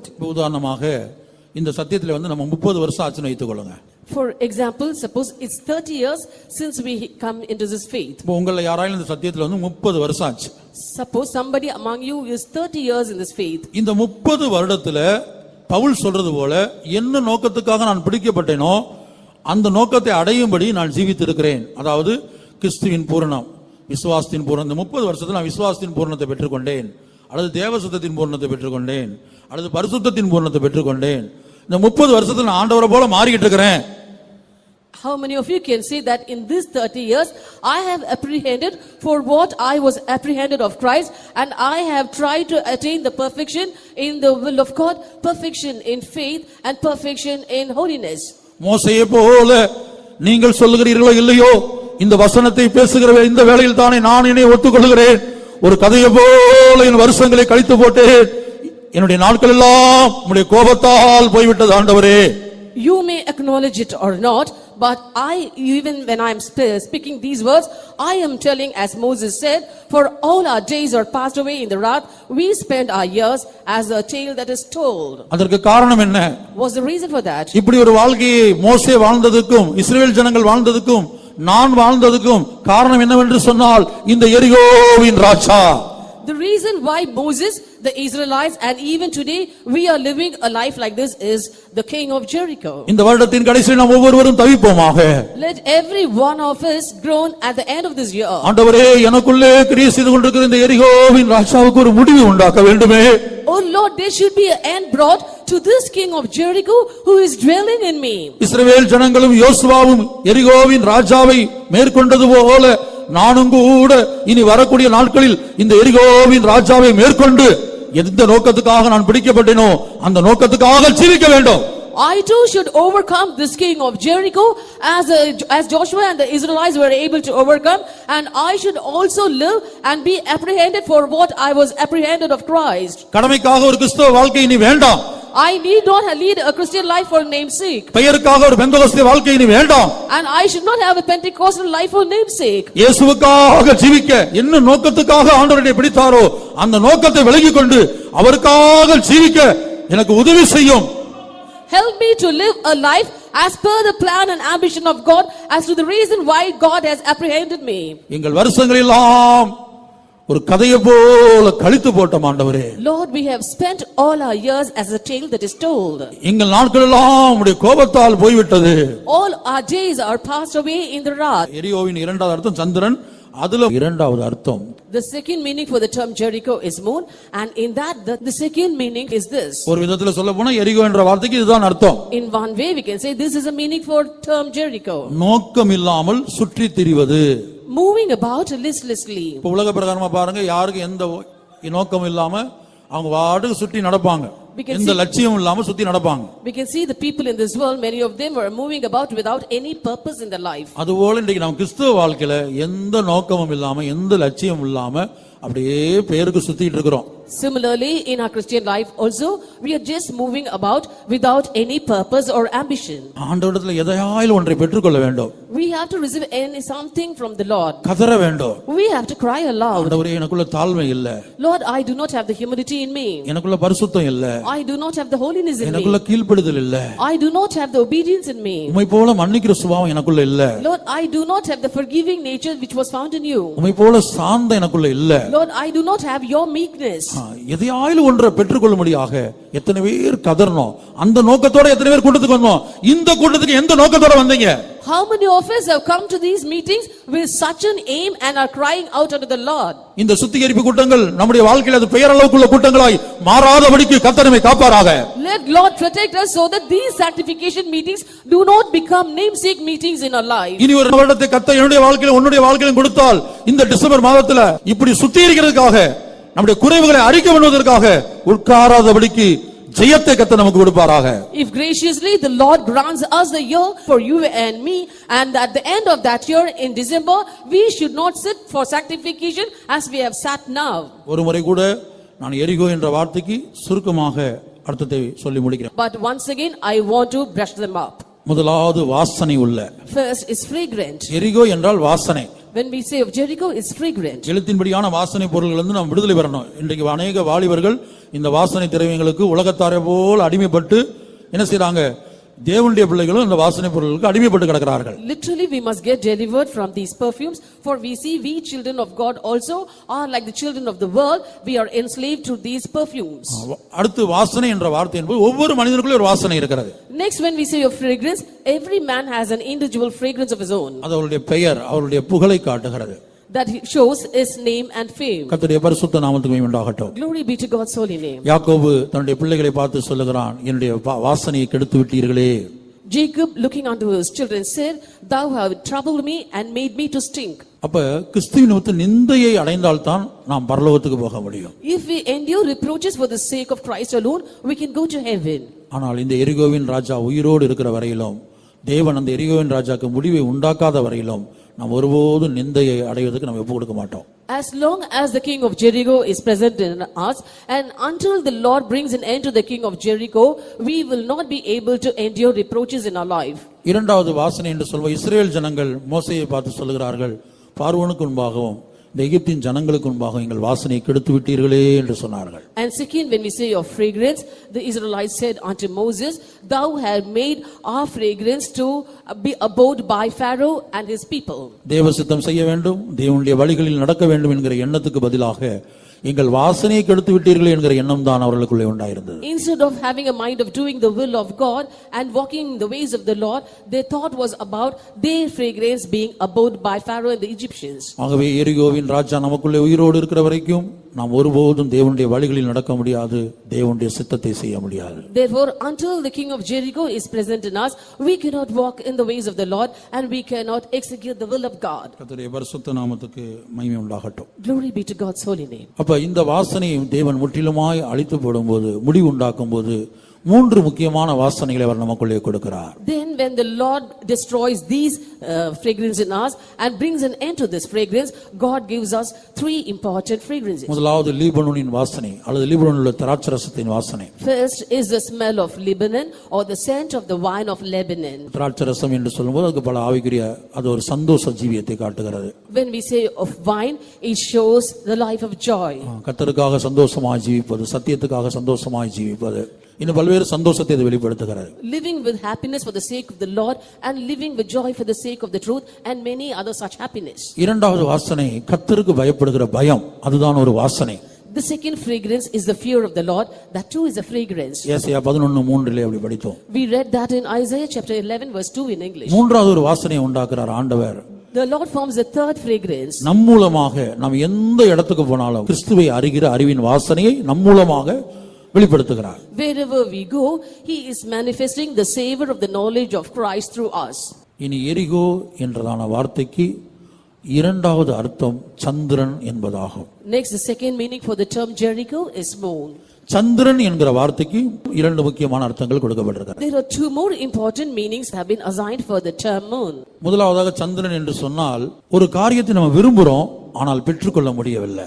The first meaning given for moon is the thing that we desire but we are not able to attain it. பரிசுத்தமா ஜீவிக்க விரும்புறோம் ஆனா அந்த பரிசுத்தத்தை அடைய முடியல. We like to live holy but we are not able to attain it. அதான் எரிகோ. That is Jericho. அந்த ராஜாவுக்கு தேவன் முடிவு உண்டாக்கினால், If God brings an end to that king, அப்ப நம்ம இயேசுவின் பரிசுத்தமாய் ஜீவி, இயேசுவை போல பரிசுத்தமா வாழ்ந்து விரும்பினா என்ன செய்யலாம்? உடனே வாழ்ந்து விடலாம். if we desire to lead a holy life like Jesus, immediately we can pursue that. இந்த எரிகோ ராஜாவுக்கு தேவன் முடிவு உண்டாக்கினால், If God brings an end to this king of Jericho, கிறிஸ்துவை போல மனத்தாழ்மையா இருக்கணும் நம்ம வாஞ்சிக்கிறோம், உடனே ஜீவித்து விடலாம். we desire to have a humility of mind as Christ had, and immediately we will be able to do that. எரிகோ ராஜாவுக்கு முடிவு உண்டாக்கினாதான் அந்த வாழ்க்கையை நம்ம அடைய முடியும். Only if an end is brought to the king of Jericho alone we can lead that life. அப்ப எரிகோ என்ற அர்த்தம் என்னன்னா, ஒரு காரியத்தை விரும்புறோம் ஆனா அதை பெற்றுக்கொள்ளவே முடியல, எட்டாத உயரத்துல இருக்குது. That the meaning for the term Jericho is something desirable but unlikely to be attained, that is it is higher above or beyond our limit. அதாவது இப்ப பூமியிலிருந்து அந்த சந்திரன் எவ்வளவு உயரத்துல இருக்குதோ அதுபோல இயேசுவை போல பரிசுத்தமா மாறணும், இயேசுவை போல தாழ்மையா ஜீவிக்கணும் நம்ம விரும்புறோம் ஆனா அதை அடைய முடியல, அது எட்டாத ஒரு உயரத்துல இருக்குது. We want to live a holy life like Jesus, or we want to be humble like Jesus, but it is as though a moon that is very very far away from this earth. இதான் எரிகோ என்ற வார்த்தையினுடைய அர்த்தம். This is the meaning of the term Jericho. அப்ப இந்த எரிகோ ராஜாவுக்கு தேவன் முடிவு உண்டாக்கும்போது, when God brings an end to this king of Jericho, அப்ப அந்த சந்திரன் எங்க இருக்கும்? நம்முடைய கையில இருக்கும். the moon will be in our hand now. ஒரு காலத்துல எட்டாத உயரத்துல காணப்பட்ட இயேசுவின் பரிசுத்தத்தை இப்ப நம்ம ஜீவியத்துல இருக்கோம். Once upon a time the holiness of Jesus was beyond our reach, but now it's in our hands. இயேசுவின் பரிசுத்தம் நம்முடைய ஜீவியத்தில் இருக்கும்.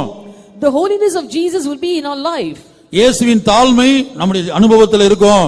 The humility of Jesus will be our experience. இயேசுவை போல கீழ்ப்படியக்கூடியவர்களாய் நாம் காணப்படுவோம். We will be found as obedient as Jesus. இயேசுவை போல மற்றவர்களை மன்னிக்கக்கூடியவர்களாய் நாம் காணப்படுவோம். We will be able to forgive others as Jesus forgave. இயேசுவை போல தேவன்பினால் நிறைந்து நாம் ஜீவிப்போம். We will be filled with the love of God as Jesus was filled. எரிகோ ராஜாவுக்கு முடிவு உண்டானால் மாத்திரமே இது சாத்தியம். All these are possible only if there is an end for the king of Jericho. இரண்டாவது அர்த்தம் என்னன்னு சொன்னால், The second meaning given for the term moon is நோக்கமின்றி சுற்றித் திரிவது. moving about listlessly. அதுக்கு நாம் என்ன பார்த்தோம்? What did we see for that?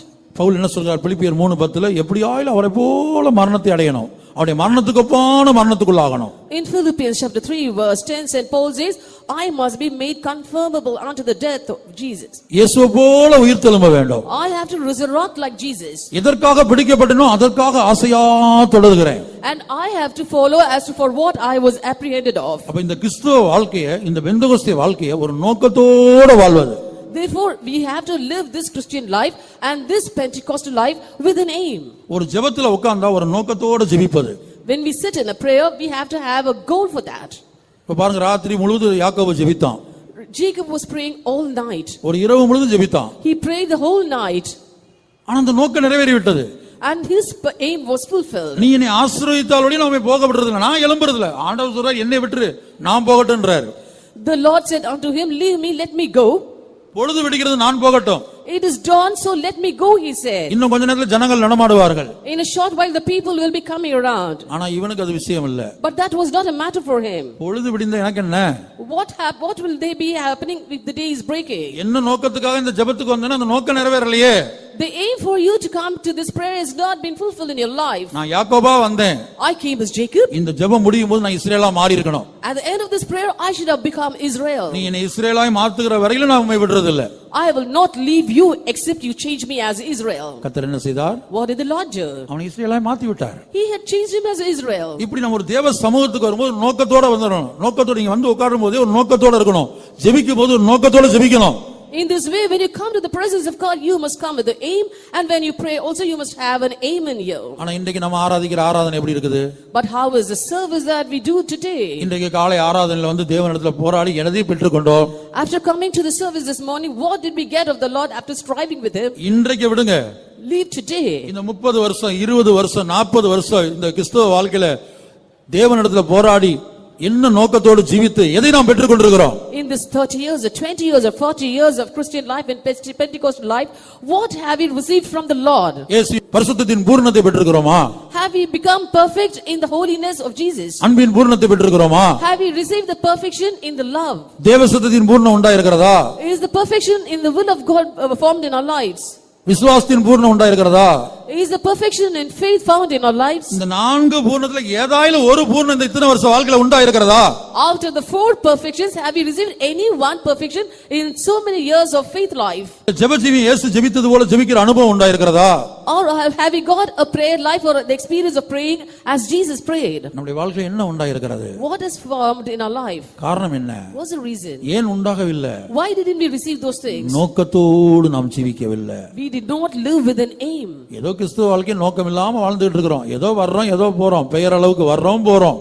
Without any purpose, we are leading this Christian life. Namesake, we are coming and just leaving.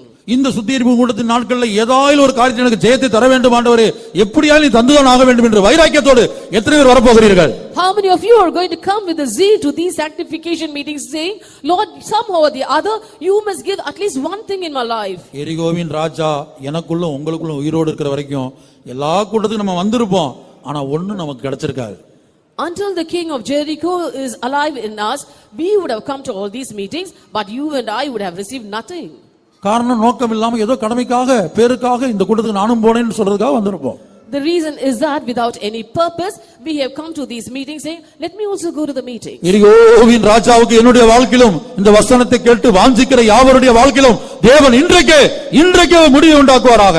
Right today, let God bring an end to the king of Jericho in the lives of you and me who are listening to this word of God now. பவுலை போல நாமும் முழங்குவோமாக தைரியமாக இந்த உலகத்திலே எதற்காக நான் பிடிக்கப்பட்டேனோ, கர்த்தராகிய இயேசு கிறிஸ்துவை எதற்காக பிடித்தாரோ அந்த நோக்கத்தோடு இந்த உலகத்திலே நான் வாழ்ந்து கொண்டிருக்கிறேன். Let us also boldly trumpet like St. Paul saying, I am living a life in this world as to the reason or as per the reason why the Lord has called me. அந்த இலக்கை நோக்கி நான் ஆசையாய் தொடர்ந்து கொண்டிருக்கேன் என்னுடைய வாழ்க்கையில. In my life I am pressing towards that goal. நான் முற்றிலும் தேர்ந்தவனானேன் என்று எண்ணுகிறது இல்ல.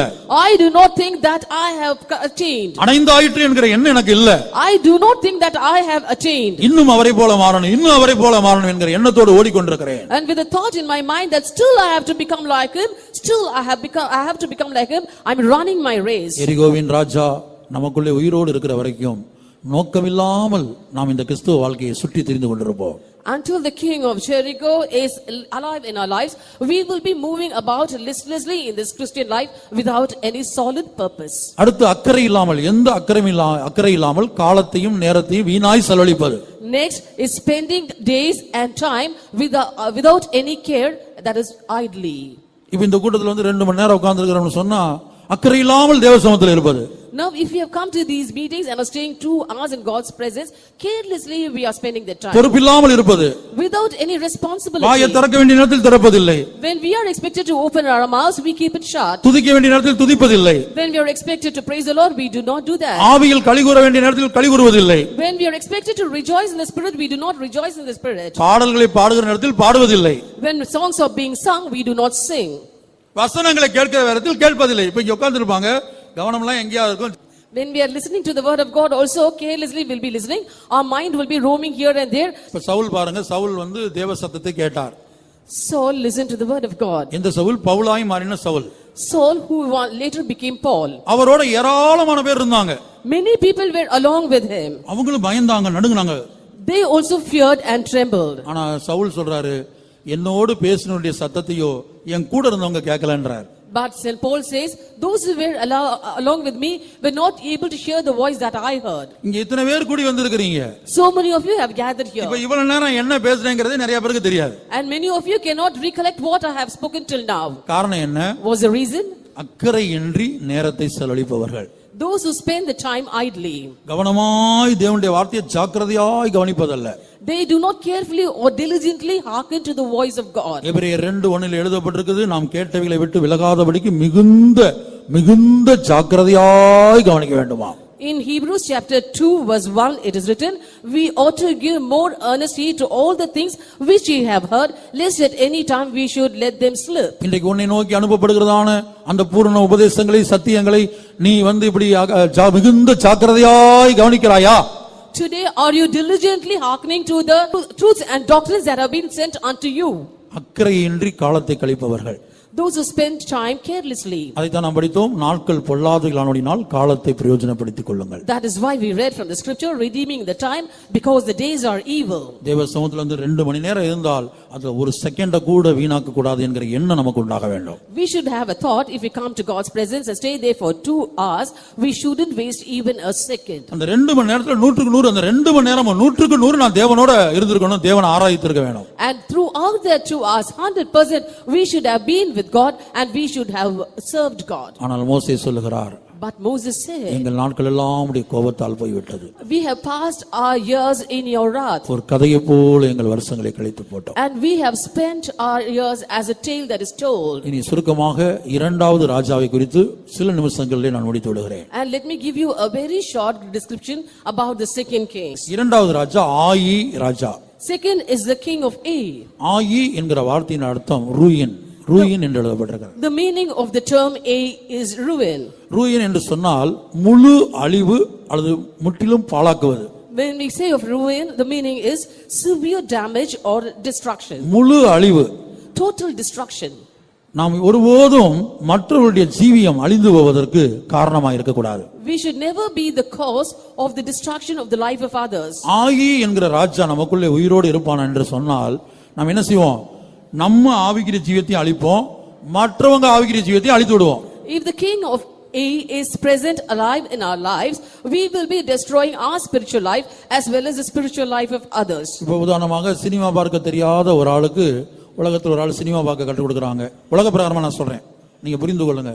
இப்போ ஒரு ஆளுக்கு புகை பிடித்து பழக்கம் இல்லை, ஒரு சிகரெட் பிடிக்கிற என்ன செய்யறான், இன்னொருத்தனுக்கு புகை பிடிக்க கற்றுக் கொடுக்குறான். ஏய் சும்மா பிடி, ஒன்றும் பிரச்சனை இல்லை, இதுல பெரிய சந்தோஷம் இருக்குது. அதுல குடிப்பழக்கம் இல்லாத ஒரு ஆளுக்கு குடிப்பழக்கத்தை கற்றுக் கொடுத்து அவனை நாசமாக்குவது.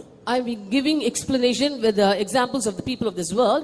Suppose a person hasn't viewed any pictures till then, another person coming and teaching him to go for cinemas, or else if a person is not used to smoking, he is a teetotaler, another person teaches him how to smoke, or if he isn't a drunkard, the other person is introducing him to liquor.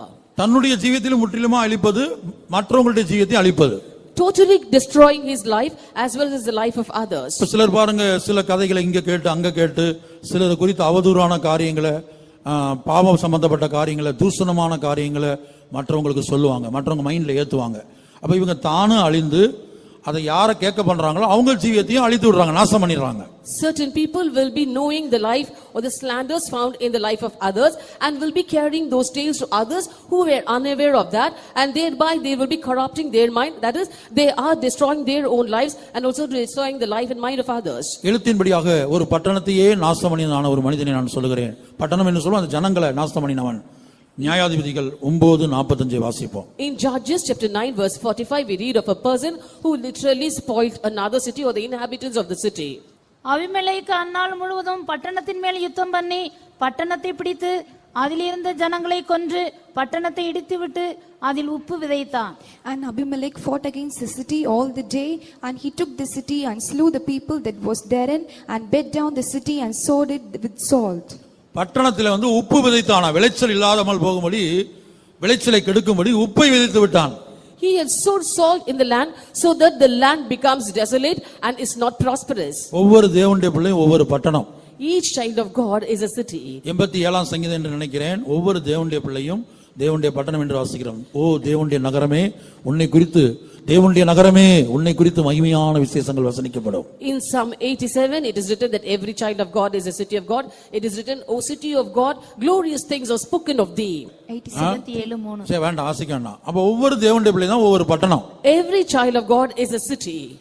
இன்றைக்கு சிலர் என்ன செய்றாங்க, சில தேவனுடைய பிள்ளைகளுக்குள்ள சத்தியத்தை விதைப்பதற்கு பதிலாக, ஆவிக்குரிய திவ்ய சுபாவங்களை விதைக்கிறதுக்கு பதிலாக என்ன செய்றாங்க, உப்பை விதைச்சு விளைச்சல் இல்லாமல் போகும்படி அவங்க ஆவிக்குரிய ஜீவத்தை இழந்து சபையிலிருந்து பின்மாறி கூட்டங்களுக்கு வராம போகக்கூடிய அளவுக்கு அவங்க மனதை தங்களுடைய வார்த்தைகளால பல கதைகளை சொல்லி, அங்க நடந்த கதை, இங்க நடந்த கதை, அவங்க வாழ்க்கையில் நடந்த கதை, இருந்த கதை, இல்லாத கதை எல்லாம் கூட்டி சேர்த்து கிளவிகள் கதையை சொல்லி அவங்க என்ன செய்றாங்க, மற்றவங்களுடைய ஆவிக்குரிய வாழ்க்கையை நாசம் பண்ணிடுறாங்க.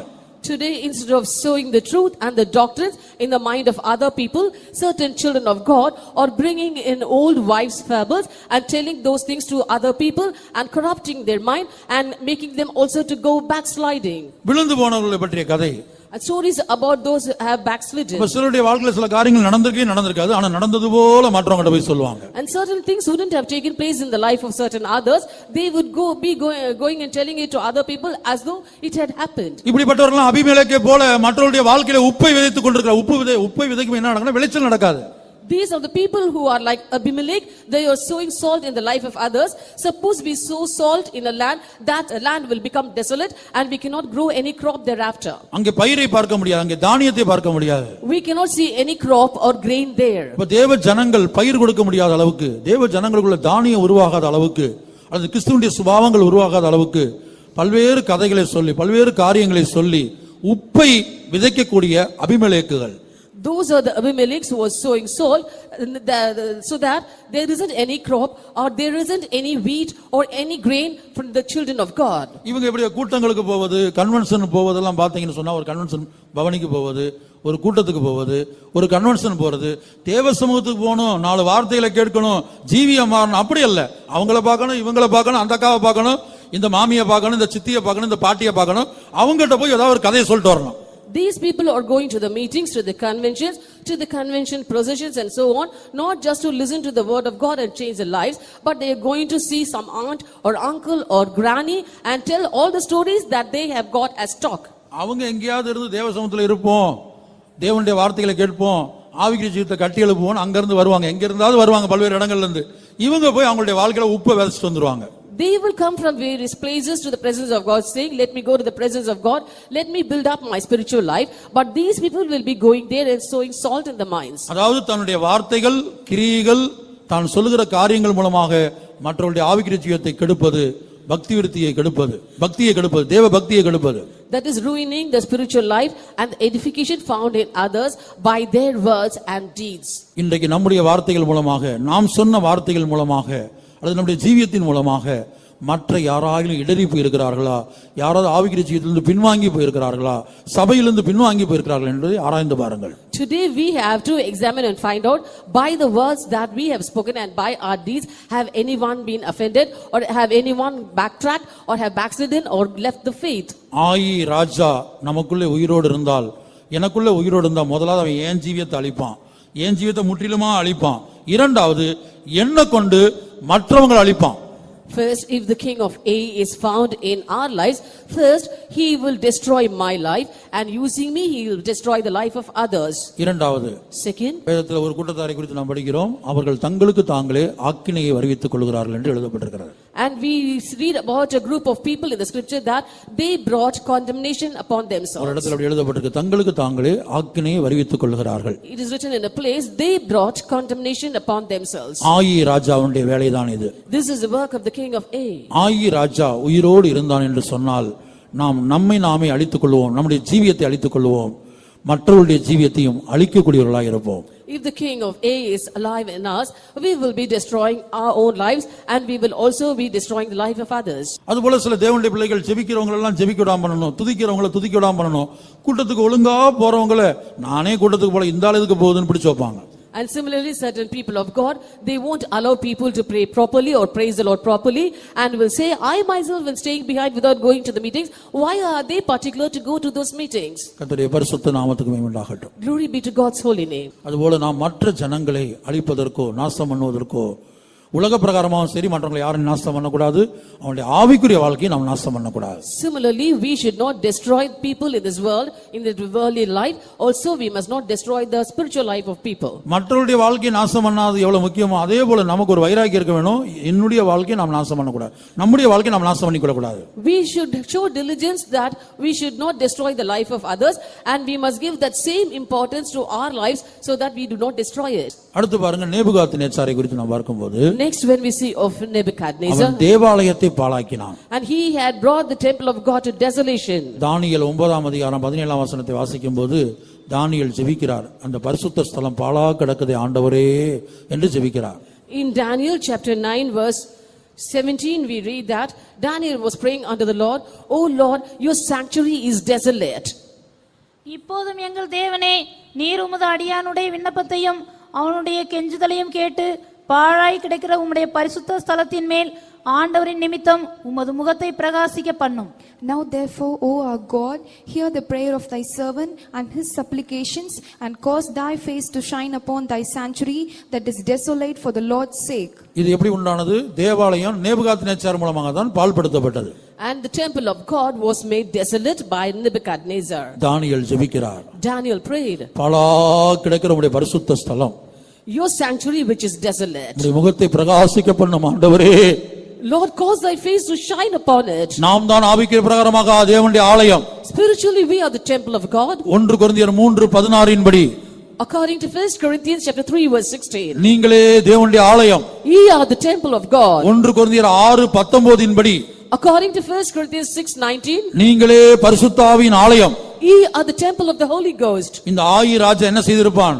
What would the king of Ai done there? நமக்குள்ள ஆயி ராஜா உயிரோடு இருந்தால் என்ன செய்திருப்பான்? If king of Ai was present alive in us, what will he do? இந்த தேவாலயத்தை கெடுத்திருப்பான். He would have destroyed this temple of நம்முடைய God. கண்கள் கெடுக்கப்பட்டிருக்கும். Our eyes would be corrupted, தேவனுக்கு பிரியமில்லாத காரியங்களை பார்த்து, looking unto things which please not the Lord, அசுத்தமான காரியங்களை பார்த்து, looking unto filthy things, இன்டர்நெட்ல மணிக்கணக்காக உட்கார்ந்து இன்னும் பல்வேறு காரியங்களை பார்த்து spending hours before the internet viewing various things. கண்கள் கெடுக்கப்பட்டிருக்கிறது, பாழாக்கி விட்டான்.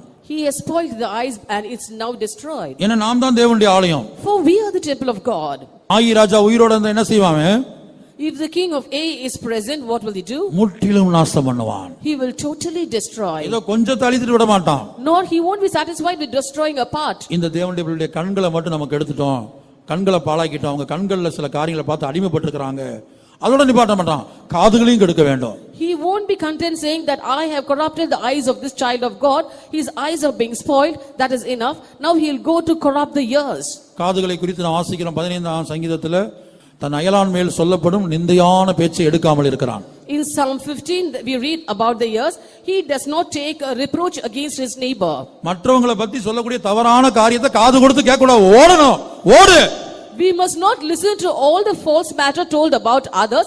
We must flee from that place. தேவையில்லாத கதைகளை பேசிக் கொண்டிருக்கிறாங்களா, மற்றவருடைய வாழ்க்கையில் உள்ள தோல்விகளை பேசிக் கொண்டிருக்கிறார்களா, மற்றவருடைய குற்றங்களை சொல்ல வருகிறார்களா, விலகி அப்படிப்பட்டவர்களை விட்டு விலகி ஓடு. If they are telling you unnecessary stories, if they are telling about the shortcoming of others and filth about others, just flee away from the place. ஏனென்றால் அது ஆயி ராஜா, அவன் முதலாவது தன்னுடைய ஜீவியத்தை அழித்துக் கொண்டிருக்கிறான், அடுத்து நம்முடைய ஜீவியத்தை அழிக்க வருகிறான். Because he is the king of Ai, first he is destroying his life and next he is come to destroy our lives. அப்ப காதுகளை கெடுப்பது, He is corrupting the ears. அடுத்து வாயை கெடுக்கிறான். Next he is corrupting the mouth. தேவையில்லாத வார்த்தைகளை நம்ம வாயினால் பேசுகிறோம். We are speaking unnecessary things through our mouth. பக்தி விருத்திக்கு எதுவில்லாத வார்த்தைகள், கிருபை இல்லாத வார்த்தைகள், கெட்ட வார்த்தைகள் நம்முடைய வாயிலிருந்து வருகிறது பல சந்தர்ப்பத்திலே. Or the words that edify not, the ungracious words, and evil communication proceed out of our mouth. அடுத்து கரங்களை கெடுக்கிறான், கால்களை கெடுக்கிறான், அடுத்து மனதை கெடுக்கிறான். He is corrupting the hands, he is corrupting the feet, and next he corrupts the mind. இப்படி மொத்த தேவனுடைய ஆலயத்தை பாழாக்குவதுதான் ஆயி ராஜாவின் வேலை. And the work of the king of Ai is to completely destroy or bring to ruins the temple of God. இப்ப என்னுடைய ஜீவியத்தை அவன் பாழாக்கி விட்டால் அதோடு நிறுத்த மாட்டான். என் மூலமா மற்றவங்க ஜீவியத்தையும் பாழாக்கணும். ஏன்னா அபிஷேகம் பண்ணப்பட்ட எல்லாரும் தேவனுடைய ஆலயம். ஒவ்வொரு தேவனுடைய ஆலயத்தையும் பாழாக்கணும். If he is destroying my life, he won't be stopping with that. Next, he will go to destroy the life of another person. For every anointed child who is present here are children or the temples of God. முடிவு வருகிறது. The end is come. எல்லாவற்றுக்கும் முடிவு சமயமாக இருக்கிறது. The end of all things is at hand. கர்த்தர் சொல்லுகிறார், என் பிள்ளையே, உன்னுக்குள்ளே போராடிக் கொண்டிருக்கிற எரிகோவின் ராஜாவுக்கும் ஆயி ராஜாவுக்கும் இதோ நான் முடிவை உண்டாக்குகிறேன். The Lord says, behold my child, I am bringing an end to the king of Jericho and the king of Ai that is striving against you. தேவாலயமாய் காணப்படுகிற உன்னுடைய வாழ்க்கையிலும் என்னுடைய வாழ்க்கையிலும் நம்மை முற்றிலும் நாசம் பண்ணி கொண்டிருக்கிறானே அந்த ஆயி ராஜாவுக்கு முடிவு உண்டாக்க தேவன் வல்லவராய் இருக்கிறார். The Lord is able to bring an end to the king of Ai who is destroying your spiritual life and my spiritual life. நாம் எத்தனை பேர் தானியேலை போல ஜெபிக்க போகிறோம்? How many of us are going to pray like Daniel? தேவாலயத்துக்காக தானியேல் ஜெபிக்கிறார். Daniel prayed for the temple of God. ஐயோ, இந்த ஆலயம் இடிக்கப்பட்டிருக்கிறதே, திரும்ப கட்டப்பட வேண்டுமே. Oh, this temple is broken down, it has to be built up once again. இன்றைக்கு நம்முடைய ஜீவியம் இடிக்கப்பட்டிருக்கிறது. Today our life is being broken down. முழங்கால் படிக்க முடிந்தவர்கள் முழங்கால் படியிடுங்கள். If you can, please come on your knees. ஒத்துக்கொள்ள மனமுள்ளவர்கள் ஒத்துக்கொள்ளுங்கள். Those who have the mind to acknowledge, please கெஞ்ச acknowledge. மனமுள்ளவர்கள் கெஞ்சுங்கள். Those who are able to beseech unto the Lord, please do இந்த so. கூட்டத்துக்கு வந்த நோக்கம் நம்முடைய வாழ்க்கையில் நிறைவேறட்டும். The purpose behind us coming to this meeting should be fulfilled in our lives. ஆண்டவரே, தானியேலை போல ஜெபிப்போமாக. பாழாய் கிடக்கிற நம்முடைய பரிசுத்த ஸ்தலம். Let us pray like Daniel, oh Lord, your sanctuary which is desolate. ஆண்டவரே, அபிஷேகத்தின் மூலமாக என்னை தேவனுடைய ஆலயமாய் மாற்றினீர் ஆண்டவரே. Lord, by the anointing you have made me the temple of God. இந்த ஆயி ராஜா முதலாவது என் ஜீவியத்தை நாசமாக்கினான், முற்றிலும் அழித்தான். First of all, this king of Ai had totally destroyed my life. தேவனுடைய ஆலயமாகி என் ஜீவியத்தை நாசம் பண்ணினான்.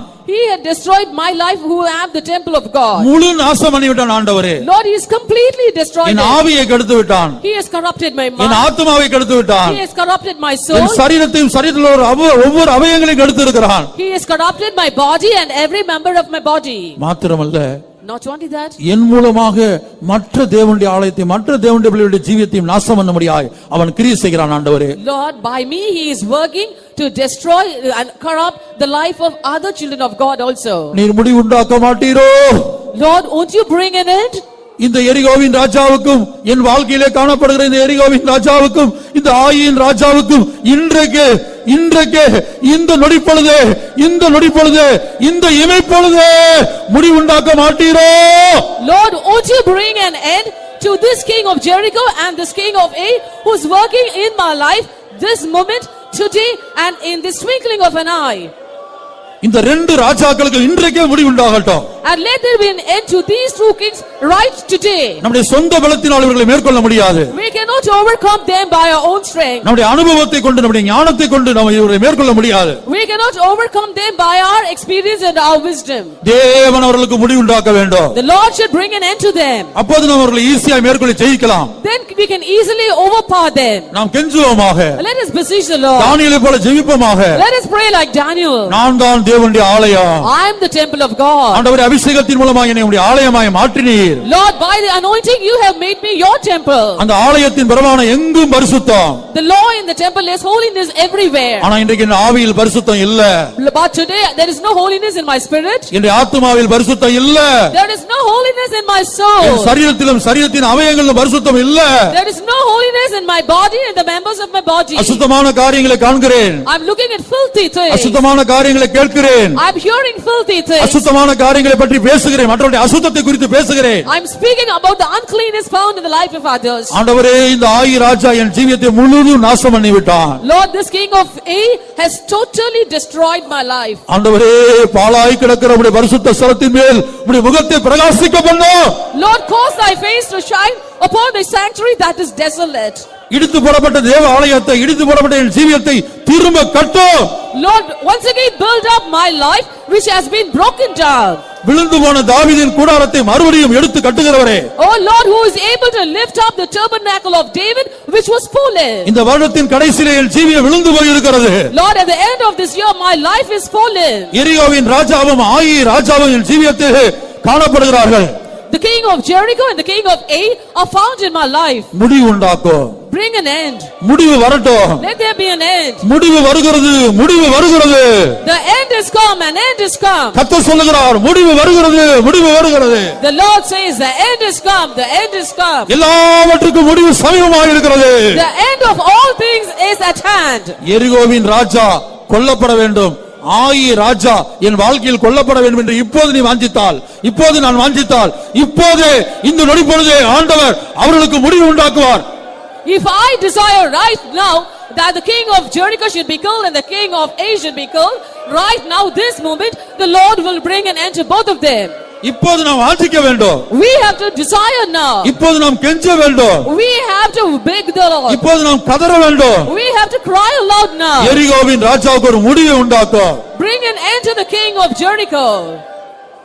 எத்தனை வருட காலம் என்னை அடிமைப்படுத்தி வைத்திருப்பான்? How long shall he keep me in captivity? எத்தனை வருட காலம் அவன் என்னை ஆளுகை செய்வான்? How long shall he be ruling over me? அந்த ஆயி ராஜா எத்தனை வருட காலம் என்னை நாசம் பண்ணி கொண்டிருப்பான்? How long shall the king of Ai be destroying me? முடிவு உண்டாகட்டும். Lord, let there be an end. முடிவு வருகிறது. The end is come. கர்த்தர் சொல்லுகிறார், இந்த வருடத்தின் கடைசியிலே என் பிள்ளையே முடிவு வருகிறது. At the end of this year the Lord is saying, my child, the end is come. உன்னை ஆளுகை செய்து கொண்டிருந்த, The things that were ruling over you, உன்னை அடிமைப்படுத்தியிருந்த the things that had kept you in captivity, இந்த எரிகோவின் ராஜாவுக்கும் this king of Jericho இந்த ஆயி ராஜாவுக்கும் and the king of Ai, உன்னை என்னை அடிமைப்படுத்திய ரெண்டு ராஜாக்களுக்கு ஆண்டவர் முடிவை கொண்டு வருகிறார். the Lord is bringing an end to these two kings who had kept you and me in captivity. வாஞ்சிக்கிறாயா? Are you desiring? தவிக்கிறாயா? Are you yearning? தானியேலை போல ஜெபிக்கிறாயா? Are you praying like Daniel? தேவனுடைய ஆலயம் பாழாய் கிடக்கிறதே. Oh, the sanctuary is desolate. பாழாய் கிடக்கிற உம்முடைய பரிசுத்த ஸ்தலத்தின் மேல் உம்முடைய முகத்தை பிரகாசிக்க பண்ணும் ஐயா. Lord, cause your face to shine upon the sanctuary which is desolate. யாரெல்லாம் வாஞ்சிக்கிறார்களோ Those who desire, முதலாவது ஒத்துக்கொள்ள வேண்டும். first we have to acknowledge எனக்குள்ளே எரிகோவின் ராஜா இருக்கிறான். the king of Jericho is within me. எனக்குள்ளே ஆயி ராஜா இருக்கிறான். The king of Ai is within me. இவர்கள் ரெண்டு பேரும் உயிரோடு இருக்கிறார்கள். Both of them are alive. அவர்களுக்கு தேவன் முடிவு உண்டாக்க வேண்டும். God should bring an end to them. இன்றைக்கே உண்டாக்க வேண்டும். And he should bring that இந்த today. நிமிஷத்திலே உண்டாக்க வேண்டும். He should bring that this moment. நாளைக்கு அல்ல, Not tomorrow. அடுத்த வாரம் அல்ல, Not next week. அடுத்த மாதம் அல்ல, Not next month. இந்த கூட்டத்திலே, This meeting. இந்த நொடிப்பொழுதிலே, This moment. இந்த கடைசி நிமிஷத்திலே, In the final minute. ஒரு இமைப்பொழுதிலே In a twinkling of an முடிவு eye. வருகிறது. The end has come. முடிவு வருகிறது. The end has come. எரிகோவின் ராஜாவுக்கு முடிவு வருகிறது. The end has come for the king of Jericho. எனக்குள்ளும் உனக்குள்ளும் கிரியை செய்து கொண்டிருந்த எரிகோவின் ராஜாவுக்கு இப்போது முடிவு வருகிறது. Right now the end has come to the king of Jericho who was working within you and me. எனக்குள்ளும் உனக்குள்ளும் கிரியை செய்து கொண்டிருந்த ஆயி ராஜாவுக்கு, To the king of Ai who was working within you and me. இப்போது முடிவு வருகிறது. Right now an end has come. விசுவாசிக்கிறாயா? Do you believe? விசுவாசிக்கிறாயா? Do you believe? அந்த தேவனை கைகளை தட்டி மகிமைப்படுத்துவோமாக. Let us clap the hands and கரங்களை glorify தட்டி God. மகிமைப்படுத்துவோம். Let us clap our hands and glorify the name of முடிவு God. வருகிறது. The end has come. முடிவு வருகிறது. The end has come. ஷமானிக்க துரஹானியா நிகுதுரஹானவானிக்க துரே ஷமானிக்க துரஹானியா நிகுதுர சிவாக்க துரே ரிவ துரக்கிரானியா ஷமக்க துரஹானியா ஷமானிக்க துரஹானியே.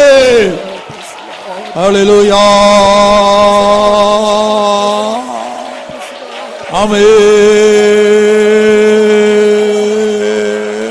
ஆமென். ஹalleluya, ஹalleluya, ஹalleluya, ஹalleluya, ஹalleluya, ஹalleluya, ஹalleluya, ஹalleluya, ஹalleluya. என்னில் இருப்பவர் பெரியவர், இயேசு உலகத்தை ஜெயித்தவர். என்னில் இருப்பவர் பெரியவர், இயேசு உலகத்தை ஜெயித்தவர். எங்கும் ஜெயம், எதிலும் ஜெயம், எப்போதும் ஜெயமே.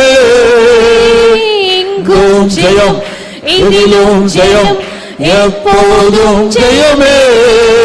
என்னில் இருப்பவர் பெரியவர், இயேசு சாத்தானை ஜெயித்தவர், என்னில் இருப்பவர் பெரியவர். இயேசு சாத்தானை ஜெயித்தவர், எங்கும் ஜெயம், எதிலும் ஜெயம், எப்போதும் ஜெயமே. எங்கும் ஜெயம், இதிலும் ஜெயம், எப்போதும் ஜெயமே. என்னில் இருப்பவர் பெரியவர், இயேசு சாத்தானை ஜெயித்தவர், என்னில் இருப்பவர் பெரியவர். இயேசு சாத்தானை ஜெயித்தவர், எங்கும் ஜெயம், இதிலும் ஜெயம், எப்போதும் ஜெயமே.